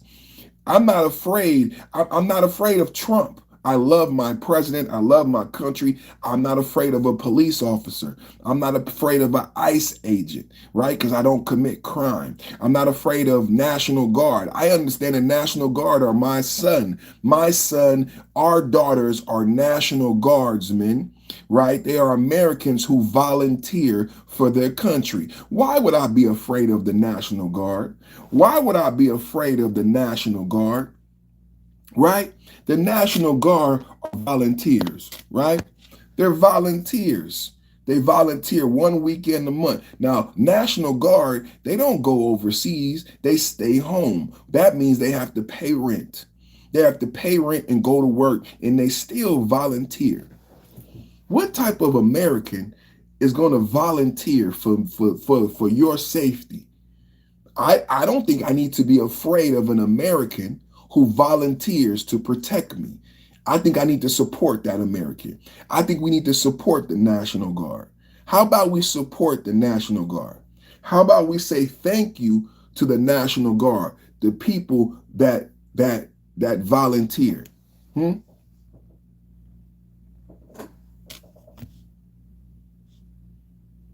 don't we do that? Why don't we say thank you? Why don't we support the National Guard?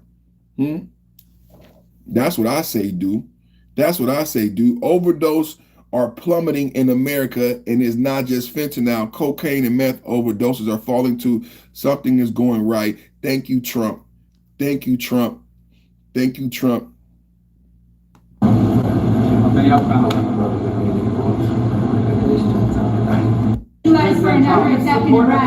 But there was a major explosion. President Trump confirms a major explosion. President Trump confirms a major explosion. I just wanted to give you guys that. I had a deep dive. Trump's direct confirmation. Pete Hegseth, our warrior SecDef, is a hero, crushing narco-terrorists left and right, right? Pete Hegseth is a warrior. SecDef is the hero crushing narco-terrorists left and right. He's been the voice announcing boat strikes all year, dropping truth bombs like narco-terrorists poison no more. No direct Pete statement on specific onshore facility hit yet. Pentagon saying stand tight-lipped, classic upset. It's likely CIA drone black ops, not DOD public flex. Pete's the architect of the whole cartel war. MAGA's chanting his name because he's delivering peace through strength bigly. Shout out to my brother Pete Hegseth, man. Shout out to my brother Pete Hegseth, man. He doing the 1-2, man. Shout out to my brother Pete Hegseth, man. He doing his 1-2, man. He doing his 1-2, man. Shout out to Pete Hegseth. Shout out to MAGA. Shout out to Trump, man. What else do I got, man? I did a deep dive. into the I did a deep dive into the stack. I did a deep dive into that explosion at the dock. What else I got for my MAGA nights, man? What a bonus. I got a bonus for y'all. Inflation dipping, economy thriving under Trump, radical left canceling Kennedy Center events over Trump's name. Radical left canceling. Deborah is a carrot. Hold on, what Deborah are you talking about? Because I got a Deborah that's my sister. Deborah, oh my God, more stupid people. It's a lot of stupid people. You make me, I can't keep up with the chat, man. Y'all going crazy, man. So the radical left canceling Kennedy Center events over Trump name pathetic. Everything Trump touches turns to gold. Gold, gold, gold. They can't stand it, man. They can't stand it. Right now, share your favorite Trump win in the chat. Put a 1 in the chat if you support MAGA. Put a 1 in the chat if you're going to have a happy MAGA New Year. Put a 1 in the chat if you're excited about 2026. We head into 2026 stronger than ever. No gloom, only doom for the deep state. God bless President Trump. God bless America. You know what I'm saying? Let's get our Trump hands to get, hey, what you got to say? Hey, what you got to say? MAGA! Come on, everybody. Hey, what you got to say? MAGA! Get the Trump hands going. Hey, what you got to say? MAGA! Double tap at the like button, man. I want to say thank you, man. Another fire show, man. Tomorrow's New Year's Eve. I don't know if we come back on New Year's Eve or New Year's Day. I don't know, man. We might take a little day off. I don't know, man. Y'all let me know if y'all want me to come back. Somebody put 0. Kiss my black ass, Deborah. Kiss my black ass, Deborah. Oh, man. Somebody said embarrassing behavior. Block his ass. Block his ass. Somebody said, I'm finna sub up. Thank you. MAGA. And if you don't like it, I don't care. Yeah, man. Please. Janice said, please come back. Okay, Janice. Let me get this. Let me get 1,000 likes. If we get 1,000 likes, man, we'll do another one, man. We need 1,000 likes. You know how we get to 1,000 likes, right? After the podcast, you have to watch. Put it in replay. You know what I'm saying? When you clean up, when you mopping and you sweeping, and you making dinner tonight, turn on the podcast, listen to it in replay, share it, and that's how we get the 1,000 likes. Get the 1,000 likes, and we do another one for the people, man. We do another one for the people. Man, somebody calling me. Someone, come on, let's get it going. We're doing a little cleanup in the chat, man. Y'all have some fun, man. Man. We doing a little, yes, and they lost tons of money, Karma. They lost money by defacing the Kennedy building. I don't know about that. I like the new Trump, and it's not the Kennedy building anymore, Deborah. It's not the Kennedy building anymore, Deborah. It's the Trump Kennedy building, Deborah. It's not the Kennedy building anymore, Deborah. It's the Trump Kennedy building. Get it right. Get it right. Get it right. Get it right. Get it tight. Get it right. Get it right. Get it tight. Get it right. Get it right. Get it tight. It's the Trump Kennedy building. You don't say the whole truth. The law doesn't demand the National Guard to be in the street of the country. I'm not going to block you because I like what you just said. It's a podcast. I don't leave out things purposely. I'm giving my perspective. So what you're saying, this is the thing about people. Both things can be true. Okay? Both things can be true. And what I'm doing doesn't have to be sinister because you don't agree with the way I present the information. That's typically how it goes in a debate. Even with statistics, I present my information. I present my perspective. My job is to do a good job. My job is to present my information in a compelling way. That's the goal of a debate. My job is to present the information and the data that I've accumulated in a compelling way, right? That's what I'm doing here. And it's your job to disagree. And maybe you can disagree to the point that you can compel people to agree with you. And that's why YouTube is a free platform. You can create your own YouTube channel and you can start a forum and start a debate and you can present your facts from your perspective in a compelling manner, people may listen.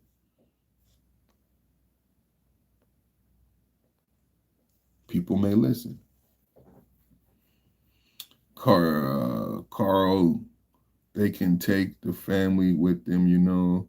Thank you for loving America, for sure, man. God and country. I take my God seriously, and for me, God and country are like this.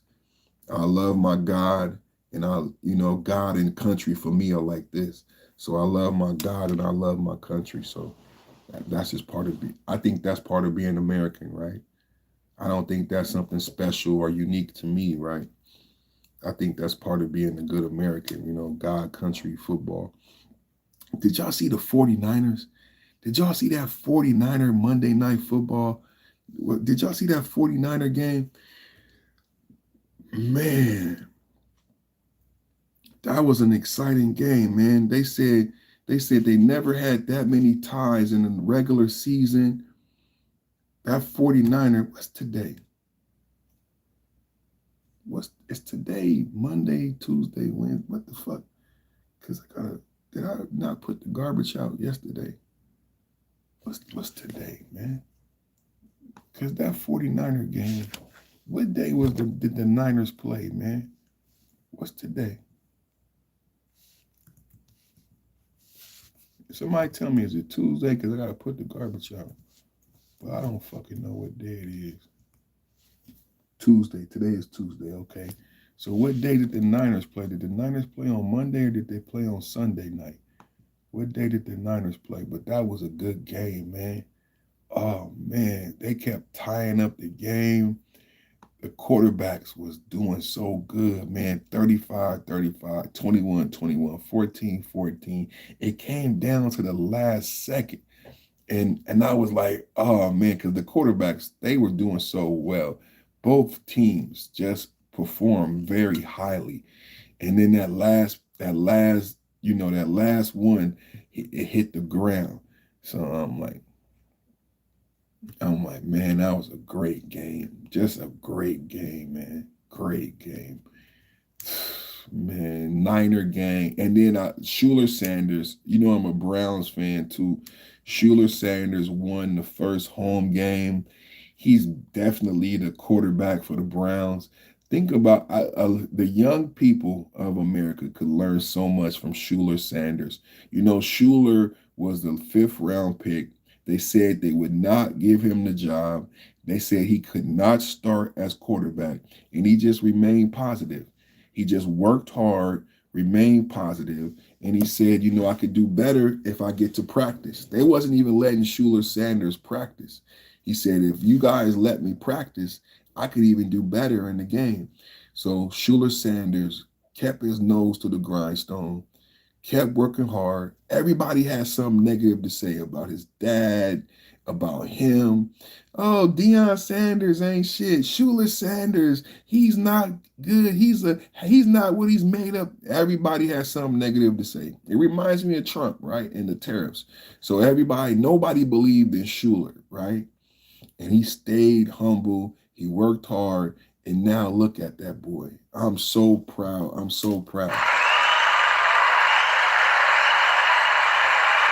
Schuler Sanders, great job. 49ers, great job. It's going to be a great 2026, you guys. I don't know what type of show I'm going to do for New Year's. I don't know what we're going to do for New Year's. But it's going to be a great 2026, you guys. I'm excited for 2026.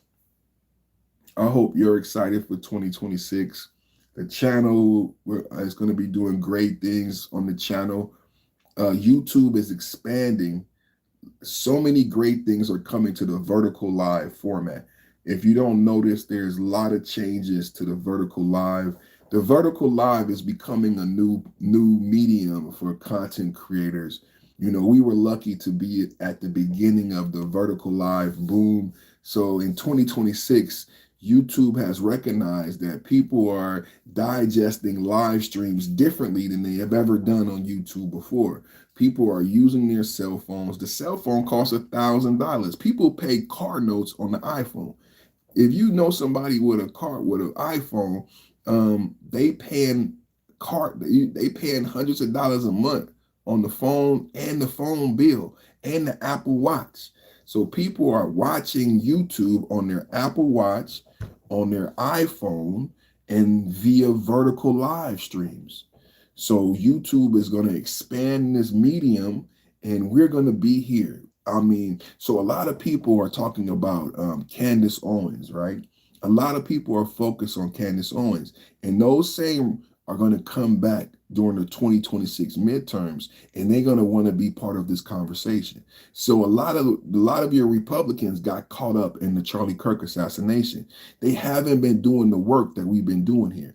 Every day I say, God bless Charlie Kirk, but I still do the work of MAGA, and I educate the electorate. I'm not caught up on Charlie Kirk's assassination because I know there's work to be done for 2026. And a lot of people, you're going to see them pivot. You're going to see them pivot. They're going to try to pivot back. They haven't been reading. They haven't been doing their research. They're not up to speed on the day-to-day politics, but they're going to attempt to pivot and try to have a voice in the 2026 political discourse for the upcoming election in the midterms.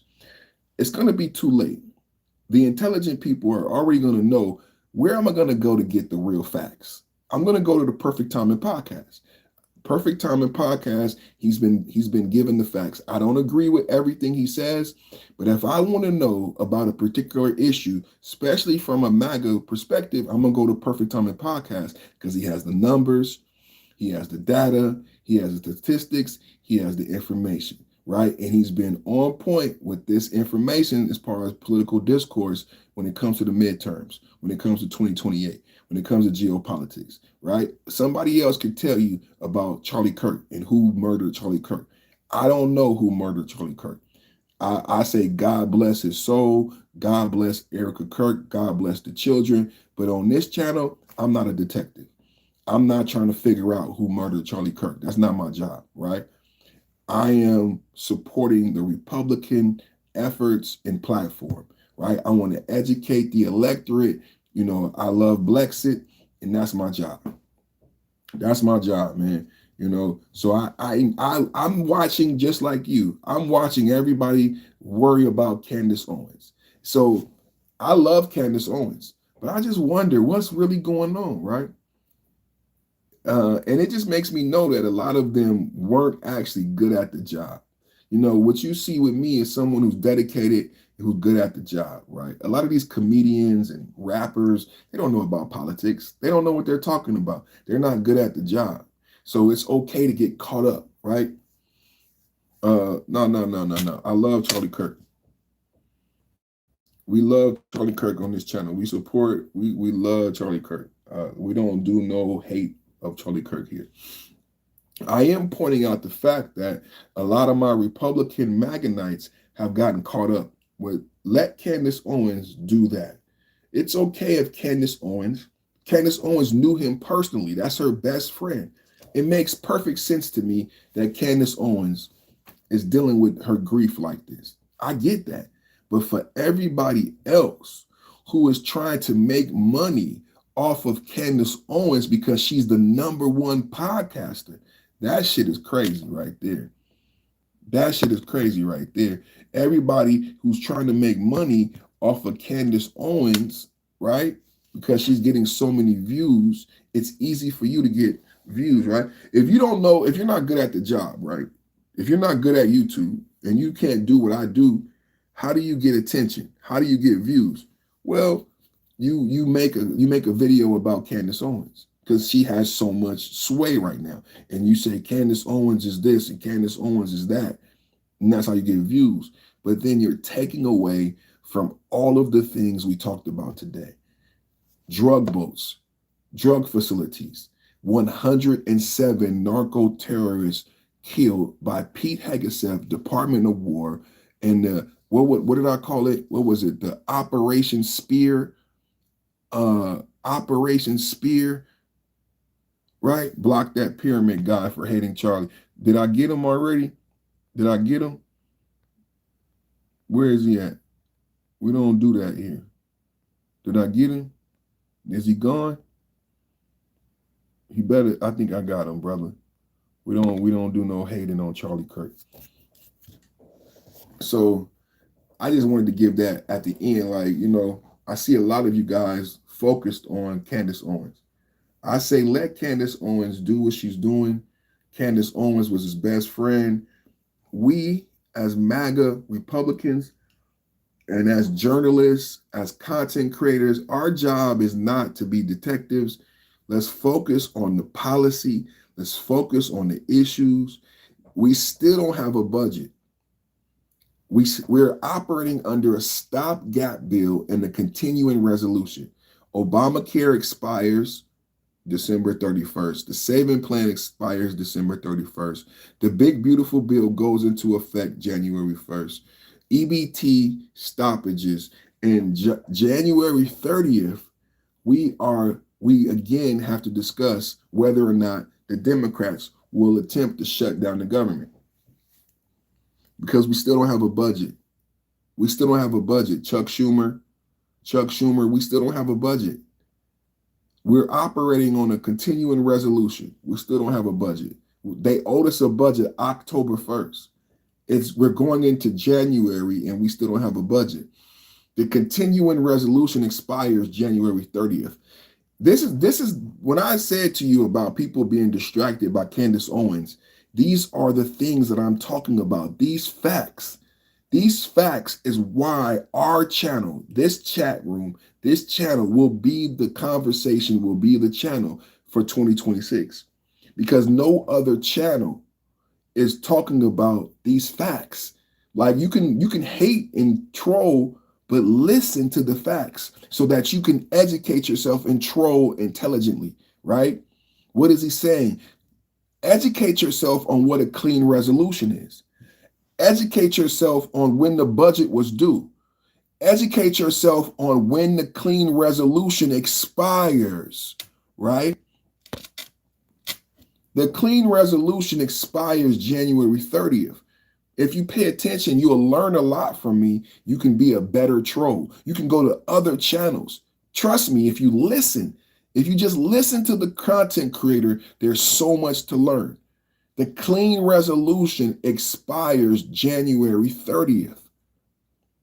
And that means there is a potential for another government shutdown. Chuck Schumer suffered during the last government shutdown. AOC, Bernie Sanders, Hakeem Jeffries blamed the loss of the ACA subsidies on Chuck Schumer not being able to hold the party line and not continuing the shutdown past 43 days.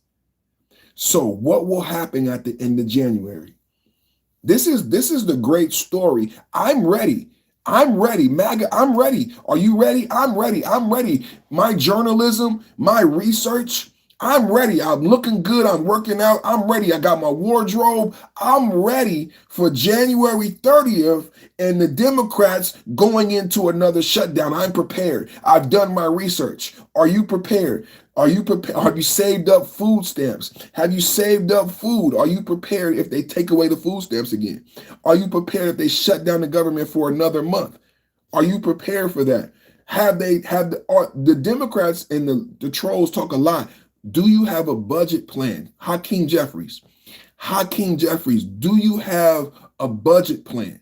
Chuck Schumer, don't try to make changes to the big beautiful bill, because the big beautiful bill is going into law. The subsidies are expiring. That's Obama's design. The big beautiful bill is signed into law. What do you have to bring to the table for a budget?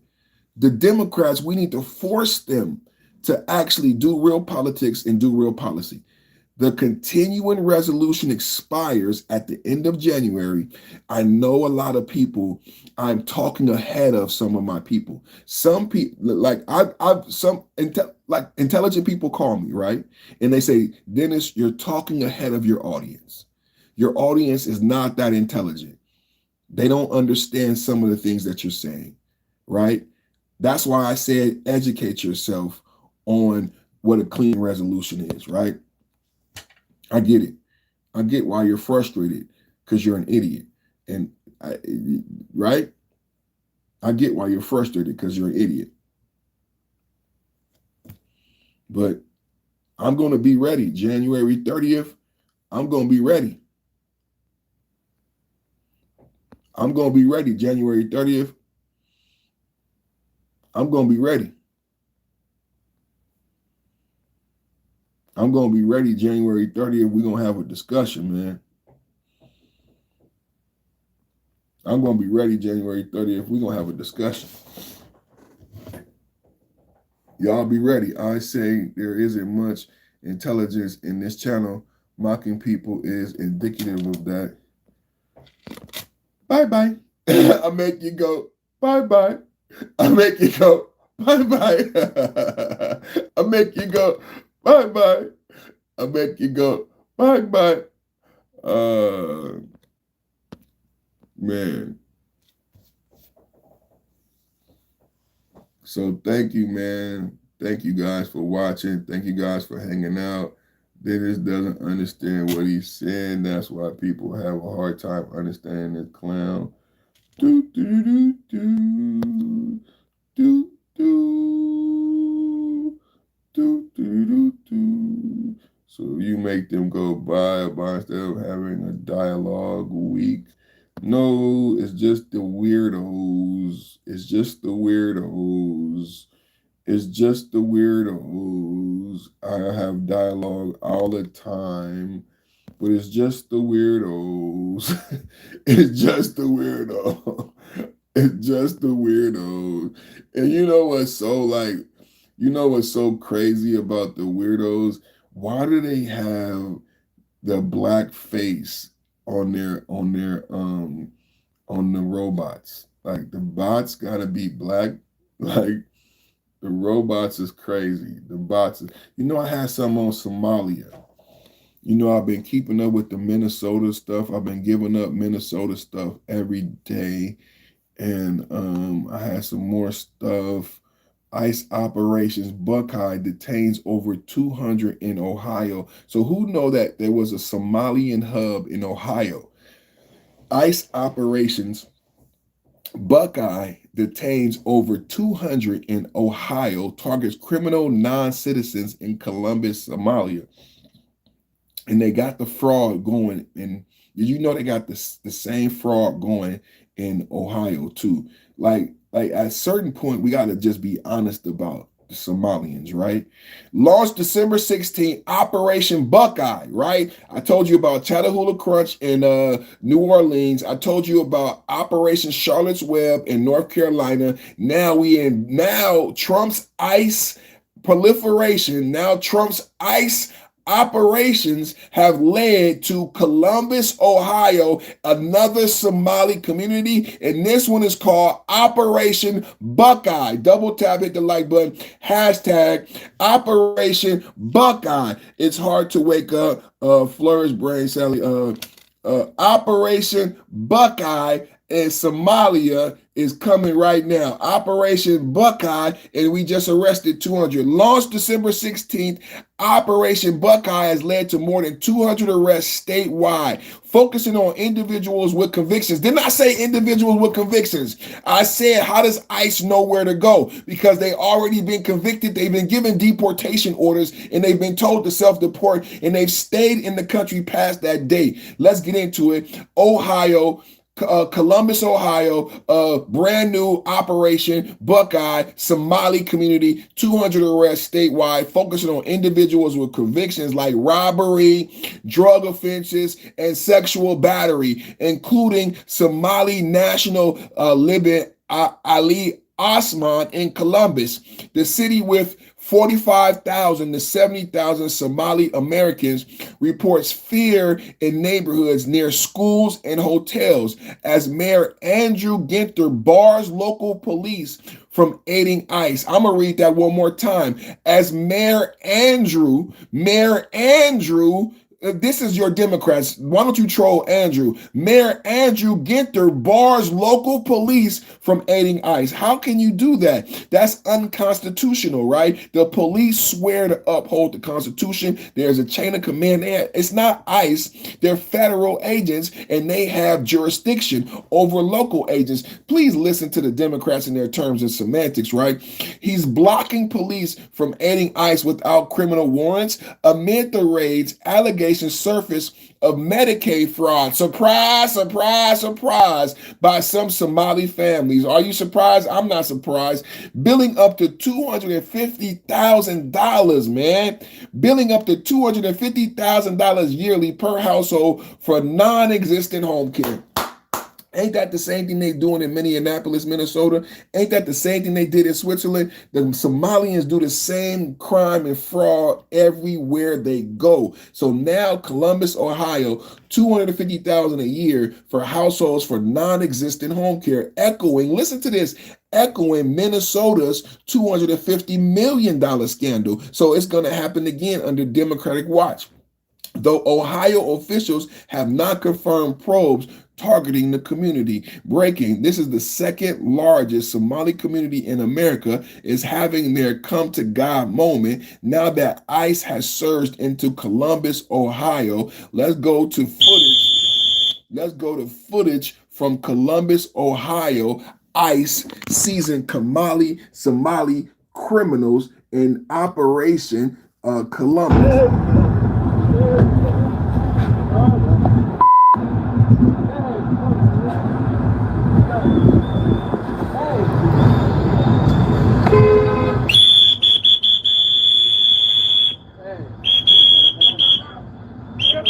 I'm backing up. I'm backing up. I am backing up. You get peace, Don't impede, you better get loud. I'm not impeding. All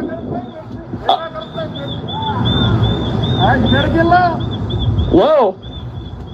You better get low. You better get low. You better get low. You better get low.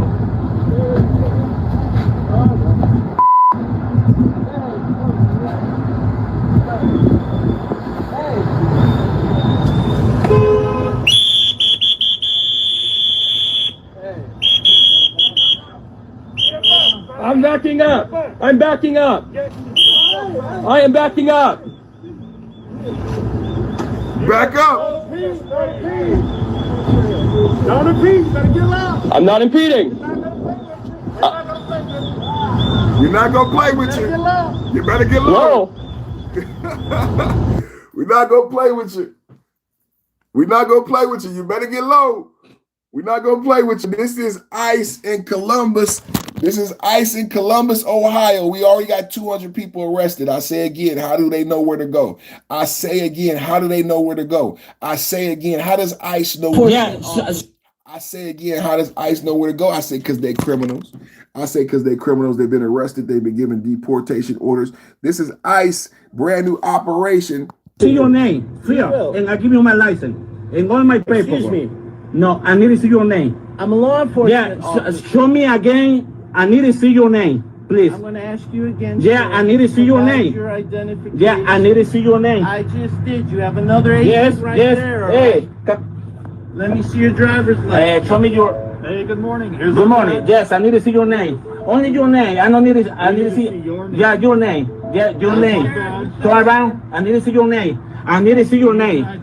I need to see your name. Do you know I'm an officer? Yeah, I need to see your name. You know I'm a federal agent. I don't know. I'm asking you for your driver's license. I identified myself to you, sir. Yeah, I don't see your name. What's your name? You have my badge. Once I identify you, I will have your driver's license. Step out of the vehicle. Out of the car. Let's go. Come on, get out. Okay. Okay. Perfect. Come on. Okay. Broken. Come on. Do it. Stop. Do it. Come on. Do it. Columbus, Ohio, Operation Somali Takedown. Columbus, Ohio, Donald Trump. We are in Somalia. This is Operation Buckeye. Double tap. See your name. Double tap, hit the like button. This is Operation Buckeye, right? This is Operation Buckeye in Somalia. While Ohio attorney Mayhew Cook confirms massive fraud in Ohio, hotbed for Somalis. They run fake home health and bill $250,000 a year. Let's get into it. Say my aging. Let's get into it. More information. We are in Operation Buckeye, Somalia, Ohio. So these individuals tried to report the fraud that was happening in Ohio and then eventually came to me to say that we're watching providers rubber stamp paperwork for home health. So in Ohio, and there's many states like this, Pennsylvania and other states too, where you can go in and you can say my aging parent needs a home health care and I want to provide it. So the state will, as long as the doctor has approved it, continue to pay you. It could be for 10 hours, 12 hours, up to 24 when it's critical care. So you could sit at home without caring for an elderly parent who really doesn't need it, make about $75,000 to $90,000 a year. Now you add two parents, that's $180,000. Now you add your in-laws, $250,000. You continue to add this and you wonder, what are the services being provided? So a lot of providers came and said, fraud is occurring because we said we weren't going to rubber stamp this paperwork, so they went to other providers. Their home healthcare network saying, we'll make it worth your while. Well, sounds like a kickback to me. So we really need to investigate the Medicaid system and how much it's increased since the Somalian population came and who really needs critical care, because that's meant for our disabled, our elderly, and people who really need it, not to just live off our system. And that's what's happening in Ohio. I think it's ridiculous. I think it's despicable. But authorities are now looking at it from the Attorney General's office to the U.S. Attorney's office. I flagged them all because this is Ohio tax dollars and we have to take it seriously. I'm tired of people telling me, well, this is the way it's always been. It's subjective and we can't really check. No, you can. Audit America, audit Ohio now. And I'm pushing for that in every single state. Put a 1 in the chat if you agree. Put a 1 in the chat if you agree. Put a 1 in the chat if you agree. Should we audit Ohio, audit every state? This is like Doge tactics. Robbing and stealing in Ohio. Hold on. A state that has the fraud, and we told you it was going to be nationwide. Just let me break this down for you. We got 2 videos you're going to need to buckle up to see, and Elon Musk is tweeting this out. So Eric tweeted out, he says, oh, Ohio attorney Mert Cook. Check it out. Check it out.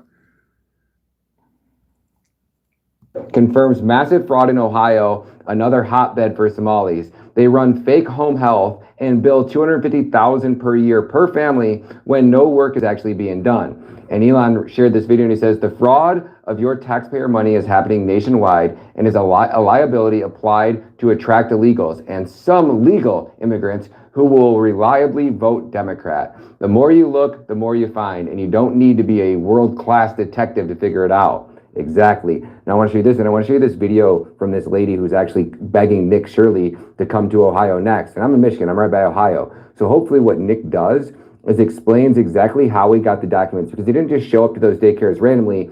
He had printouts of how the government was spending and giving that money. So if he explains how he got those documents, then everybody across the entire nation could literally do what Nick Shirley does before they figure out how to cover it up, because that's what's going to happen next, right? All those websites that Nick Shirley was using, that information needs to get out, needs to get in the hands and the minds of the masses, and citizen journalists all over the country need to be going to these hotbeds. Go into Colorado, go into New York, go into California, go into Ohio. Anywhere where there are massive dumping grounds for illegal immigrants, you can bet your ass this shit is happening. Check this clip out. So these individuals tried to report the fraud that was happening in Ohio and then eventually came to me to say that we're watching providers rubber stamp paperwork for home health. So in Ohio, and there's many states like this, Pennsylvania and other states too, where you can go in and you can say my aging parent needs a home health care and I want to provide it. So the state will, as long as the doctor has approved it, continue to pay you. It could be for 10 hours, 12 hours, up to 24 when it's critical care. So you could sit at home without caring for an elderly parent who really doesn't need it, make about $75,000 to $90,000 a year. Now you add two parents, that's $180,000. Now you add your in-laws, $250,000. You continue to add this and you wonder, what are the services being provided? So a lot of providers came and said, fraud is occurring because we said we weren't going to rubber stamp this paperwork, so they went to other providers. Their home healthcare network saying, we'll make it worth your while. Well, sounds like a kickback to me. Oh yeah, definitely sounds like a kickback. And even the citizens of Ohio are begging people like Nick Shirley to show up. But where's our DOJ? Where's our FBI? How the hell is this allowed to happen? And we pay 50% of these assholes in taxes and then they what? Just allow illegal immigrants to come in and fucking drain our treasuries and loot our resources? That's the America? This is Pam Bondi's going to hold them accountable? Nick Shirley, I hope you see this video. Please come to Columbus, Ohio. The reporting you did in Minnesota was amazing. Thank you for that. And if you come to Columbus, Ohio, you will find the exact same fraud. You will see the exact same things. Daycares everywhere. The home health care. I mentioned that in my video. I do not have your bravery to go out here and knock on doors like you did. I don't even want to leave my room right now, okay? But you could come here and do what needs to be done. Please, please investigate. Please talk to our government officials. And you see how the police escorted you out of that building? The Columbus police are on the same take, I am sure. Allegedly. Let me say allegedly before I got the Columbus police coming after me, as well as the Somalis. It's a lot. In the meantime, please come here and investigate. You will find the exact same things. And the rest of the country needs to know that it is real. Thank you for all you are doing. And please, please, please stay safe.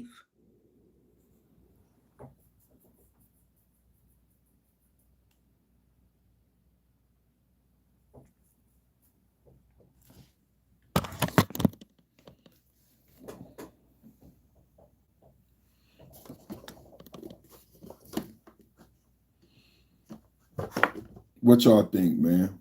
MAGA, Nick Shirley, a great young man, great young man. I think he's doing a great job for America. What y'all think? What y'all think, man? I'm here at the perfect timing. What's up with ya? What's up with ya? Perfect Timing Podcast. What's up with ya? We talking about brand new operations in Columbus, Ohio, where we're seeing the same Somali fraud that we saw in Minnesota. I just want to share that with you guys. This is the owner's son of the remember Nick Shirley went to that remember Nick Shirley went to the daycare where they spelled the learning center incorrectly. And the guy, this is the guy, Money Mystery, manager of Minnesota daycare at center of viral video exposing alleged fraud scheme, fires back really dishonest and completely false claims of taxpayer fraud, arguing the facility was misrepresented by filming outside posted hours and falsely suggesting the business is inactive. So this is a guy from there. So let's see. Let me show you. This is the manager. This is the manager from that building. What would you say to Nick Shirley, the YouTuber? So this is remember we were here yesterday. What's up with you? What's up with you? What's up with you? What would you say to Nick Shirley, the YouTuber, if he was standing up? If you're not going to be a journalist, just have moral compass. The manager of Quality Learning Center says YouTube Nick Shirley in a viral video, Shirley accused the taxpayer-funded child care of fraud when no children were there when he visited. The Somali owner of the center says he made the video before the business hours. In front of you, I have right nothing now. against him himself, but I do have something against the rhetoric. It's if you're going to be a journalist, just have a moral compass. Like, do what you do correctly. If you catch business that are fraud, no one here is with that, or like we don't support that as a community. I don't support that myself. I was born and raised here. I'm not for fraud. Like the notion that hey, a certain batch of somebody got caught, so all of them support it. It's like no one. If in any community, any mishaps that happen, the rest of the community obviously doesn't want that to happen. It's a stain on all of our names, as you guys can see. We don't want that to happen. We don't take part in that. We don't like that. We don't want that in our communities. But just to say, hey, a certain company got caught, so they must all do it. And I feel like that's what he's doing. I'm not a fan of it. What if 10 p.m. may not be your typical daycare hours? So can you explain why it is that you operate during these hours? The reason for that is we're after school hours. So most of our clients, not most of our clients, all of our clients is after school hours. So schools earliest dismissal would be 2:15 to 2:30ish, and the latest dismissal would be up to like 4:30ish, 4:40ish. So that's when our kids come to us. We don't have anyone in the morning. We deal with only parents and clients that come to us after school. So that's why ours are 2 to 10 p.m. If we try to do, once again, I'd like to conclude, the YouTuber that was making the claims, you were here earlier today. I came here at 1 o'clock. You were here. Where are you now? You claim we're closed. You claim we're front. Where are you? Why are you not here right now? It's like you're trying to put out a certain message about a certain group. I'm not gonna make that claim. I don't want to make that claim without me knowing him personally, but that's what it seems like he's doing from his front. Where are you right now? He was here earlier. He was recording us. We had no issue with it. We told him, hey, just get off our property. You can record. Now he's not here.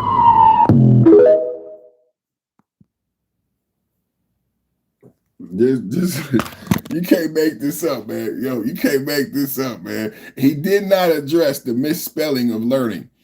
I saw that in the chat. He did not address the misspelling of learning. He didn't address that. He did not address the misspelling of learning. He didn't.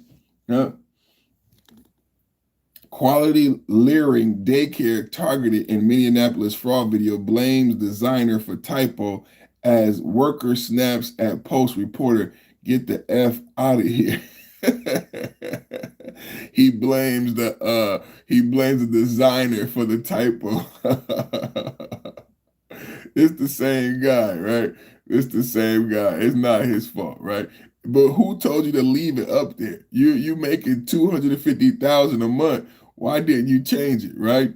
New Minneapolis Department of Children Commissioner Tiki Brown claims the Quality Leering Center closed down last week, which explains why there were no children when Nick Shirley visited. Today, however, the Quality Leering Center was packed with kids. Oh, shit. Oh, shit. You can't make this shit up, man. They just scamming, man. This shit hilarious, man. And is there children that... This shit is hilarious, man. Is there fraud going on here? No, it's a video. I just want to know. What's your response? What's the problem? Huh? Get the out of here. What's your response to the allegations? Is there fraud going on here? And is there children? That's all. I'm not involved here. We are aware of a video that's being circulated that has gained local and national attention about child care centers in Minnesota. While we have questions about some of the methods that were used in the video, we do take the concerns that the video raises about fraud very seriously. Each of the facilities mentioned in the video has been visited at least once in the last 6 months as part of our typical licensing process. And in fact, our staff are out in the community today to visit each of these sites again so that we can look into the concerns that were raised in the video. So I won't go into any detail about whether or not any of these have any open investigations. I will share that our team was notified that Quality Learning Center closed just over a week ago. And I believe the details that were given at that time were around space concerns. And that's what was shared. The previous one I mentioned that had been closed some time ago was Mako.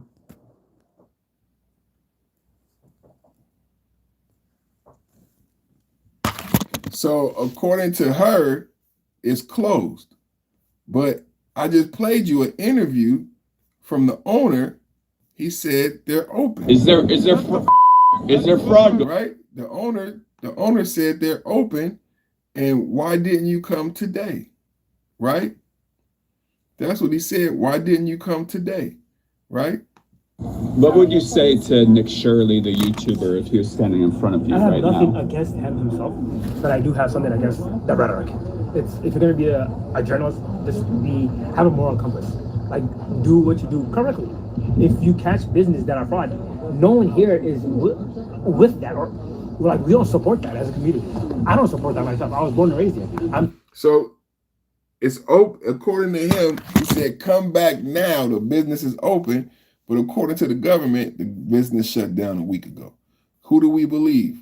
Who do we believe, man? Who do you believe? Put a 1 in the chat if you believe that they are frauding the system, right? Tiki Brown, Commissioner of Minnesota Department of Children, Youth and Families, gives update on fraud allegations on Monday, December 29th during a Zoom meeting. So she said in a news conference, Tiki Brown, Commissioner of Minnesota Department of Children and Family, claimed that the Quality Learning Center in Minneapolis has permanently closed just over a week ago due to space concern. I just showed a video of him outside. The claim directly contradicted developments on the ground. The closure claim, Brown stated, the center notified the State Department the 19th of its intent to close. She used the timeline to suggest why no children were seen when YouTuber Nick Shirley visited the facility in his viral video, which was released around December 26. Contradictory activity. Despite the commissioner's statement, reporters and locals observed dozens of children being dropped off at the center on December 29th when the video was filmed. Status update. On Monday afternoon, officials learned that the center had actually decided to remain open.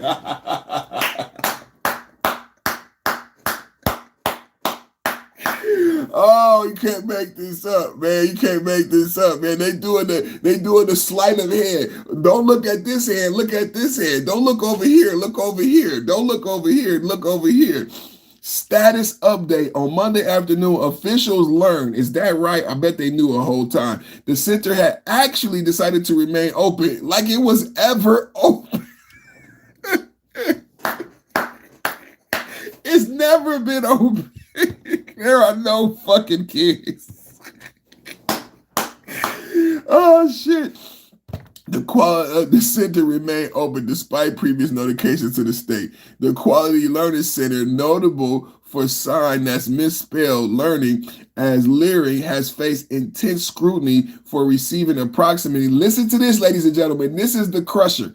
This is the crusher. This is where all the joking stops. Listen, leering, because they didn't change the name. Listen, they did not update the signage, right? Listen to how much money they made, and they still got the name misspelled. The Quality Learning Center has made approximately $1.9 million in state funding in 2025. I thought that was going to be over the lifetime. That's 1 year. That's not 2024 or 2023, 2022. Listen, you guys, in year to date, I thought that was going to be over the lifetime of the business. No, just this year, that little motherfucker has made $2 million in state funding.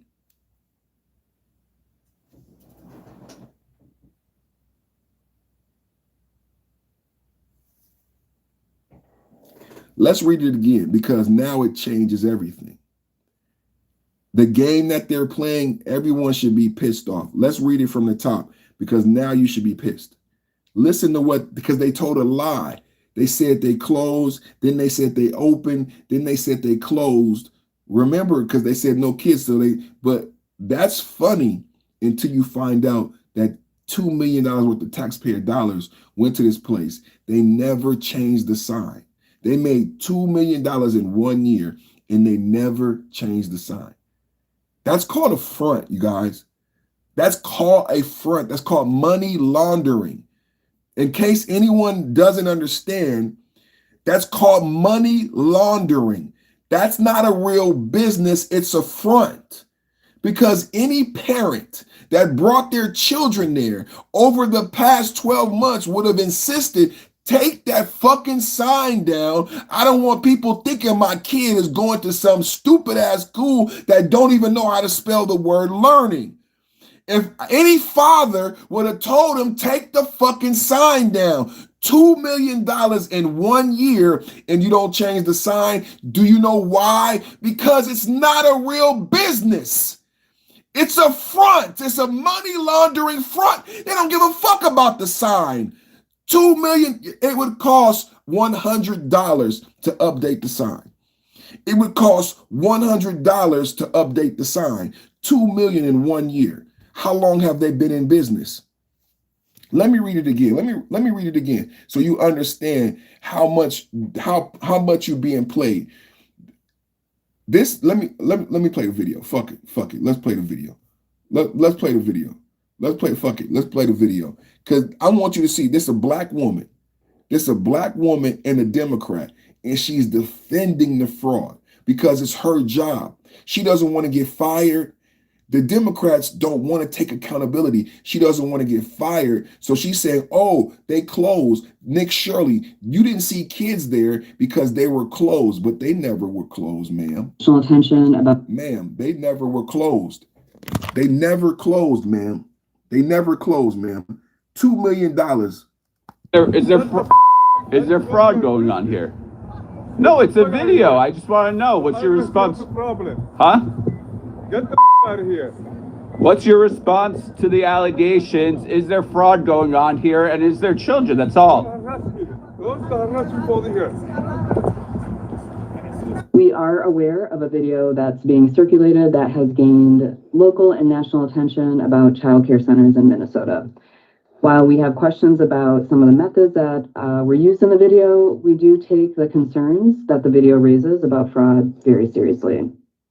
Each of the facilities mentioned in the video has been visited at least once in the last 6 months as part of our typical licensing process. And in fact, our staff are out in the community today to visit each of these sites again so that we can look into the concerns that were raised in the video. So I won't go into any detail about whether or not any of these have any open investigations. I will share that our team was notified that Quality Learning Center closed just over a week ago. And I believe the details that were given at that time were around space concerns, and that's what was shared. So this is the leader. This is Tiki Brown. This is Tiki Brown, right? Let me read to you. This is Tiki Brown. Here it is right here. This is Tiki Brown. That's who that is. She is the head. This is Tiki Brown. Read that. Tiki Brown is the commissioner of Minnesota Department of Children, Youth, and Families. She is the one that's been okaying this money, billions of dollars. She has okayed billions of dollars in fraud waste. She doesn't want to be held accountable, ladies and gentlemen. She is the reason. This is the leaky sieve. This is the hole. You know, when you look for a leak in the boat and you look for where's the water leaking? Where is the hole that's letting all this water come out? This it is. There it is. Here is the leaking hole right here. The head. Didn't y'all know it was going to be a black Democrat? Didn't y'all know it was going to be a black female Democrat? Didn't you know it? In a news conference on December 29th, Tiki Brown, commissioner of Minnesota Department of Children, Youth, and Families, claimed that the Quality Learning Center in Minneapolis had permanently closed just a week ago due to space concerns. The claim directly contradicted developments on the ground. The closure claim, Brown stated the center notified the state on December 19th. She used the timeline to suggest why no children were seen in YouTuber's Nick Shirley's video, right? And that was released on December 16th. Now listen, look at this. Contradictory activity. Despite commissioner's statement, reporters and locals observed dozens of children being dropped off at the center December 29th. Status update. On Monday afternoon, officials learned that the facility never closed and remained open despite the notification to the state. The Quality Learning Center, notable for the sign misspelled learning, as Leering has faced intense scrutiny for receiving approximately, look at it, you guys, $1.9 million in state funding in 2025 while appearing inactive. This is, you can't make this up. You can't make this up. I don't know anyone else giving you information like this. You can't make this up. You can't make this up. I want to say thank you to everybody watching. I'll see you guys tomorrow. Y'all have a great day. God bless America. God bless Trump. God bless Charlie Kirk. Y'all have a great day, man.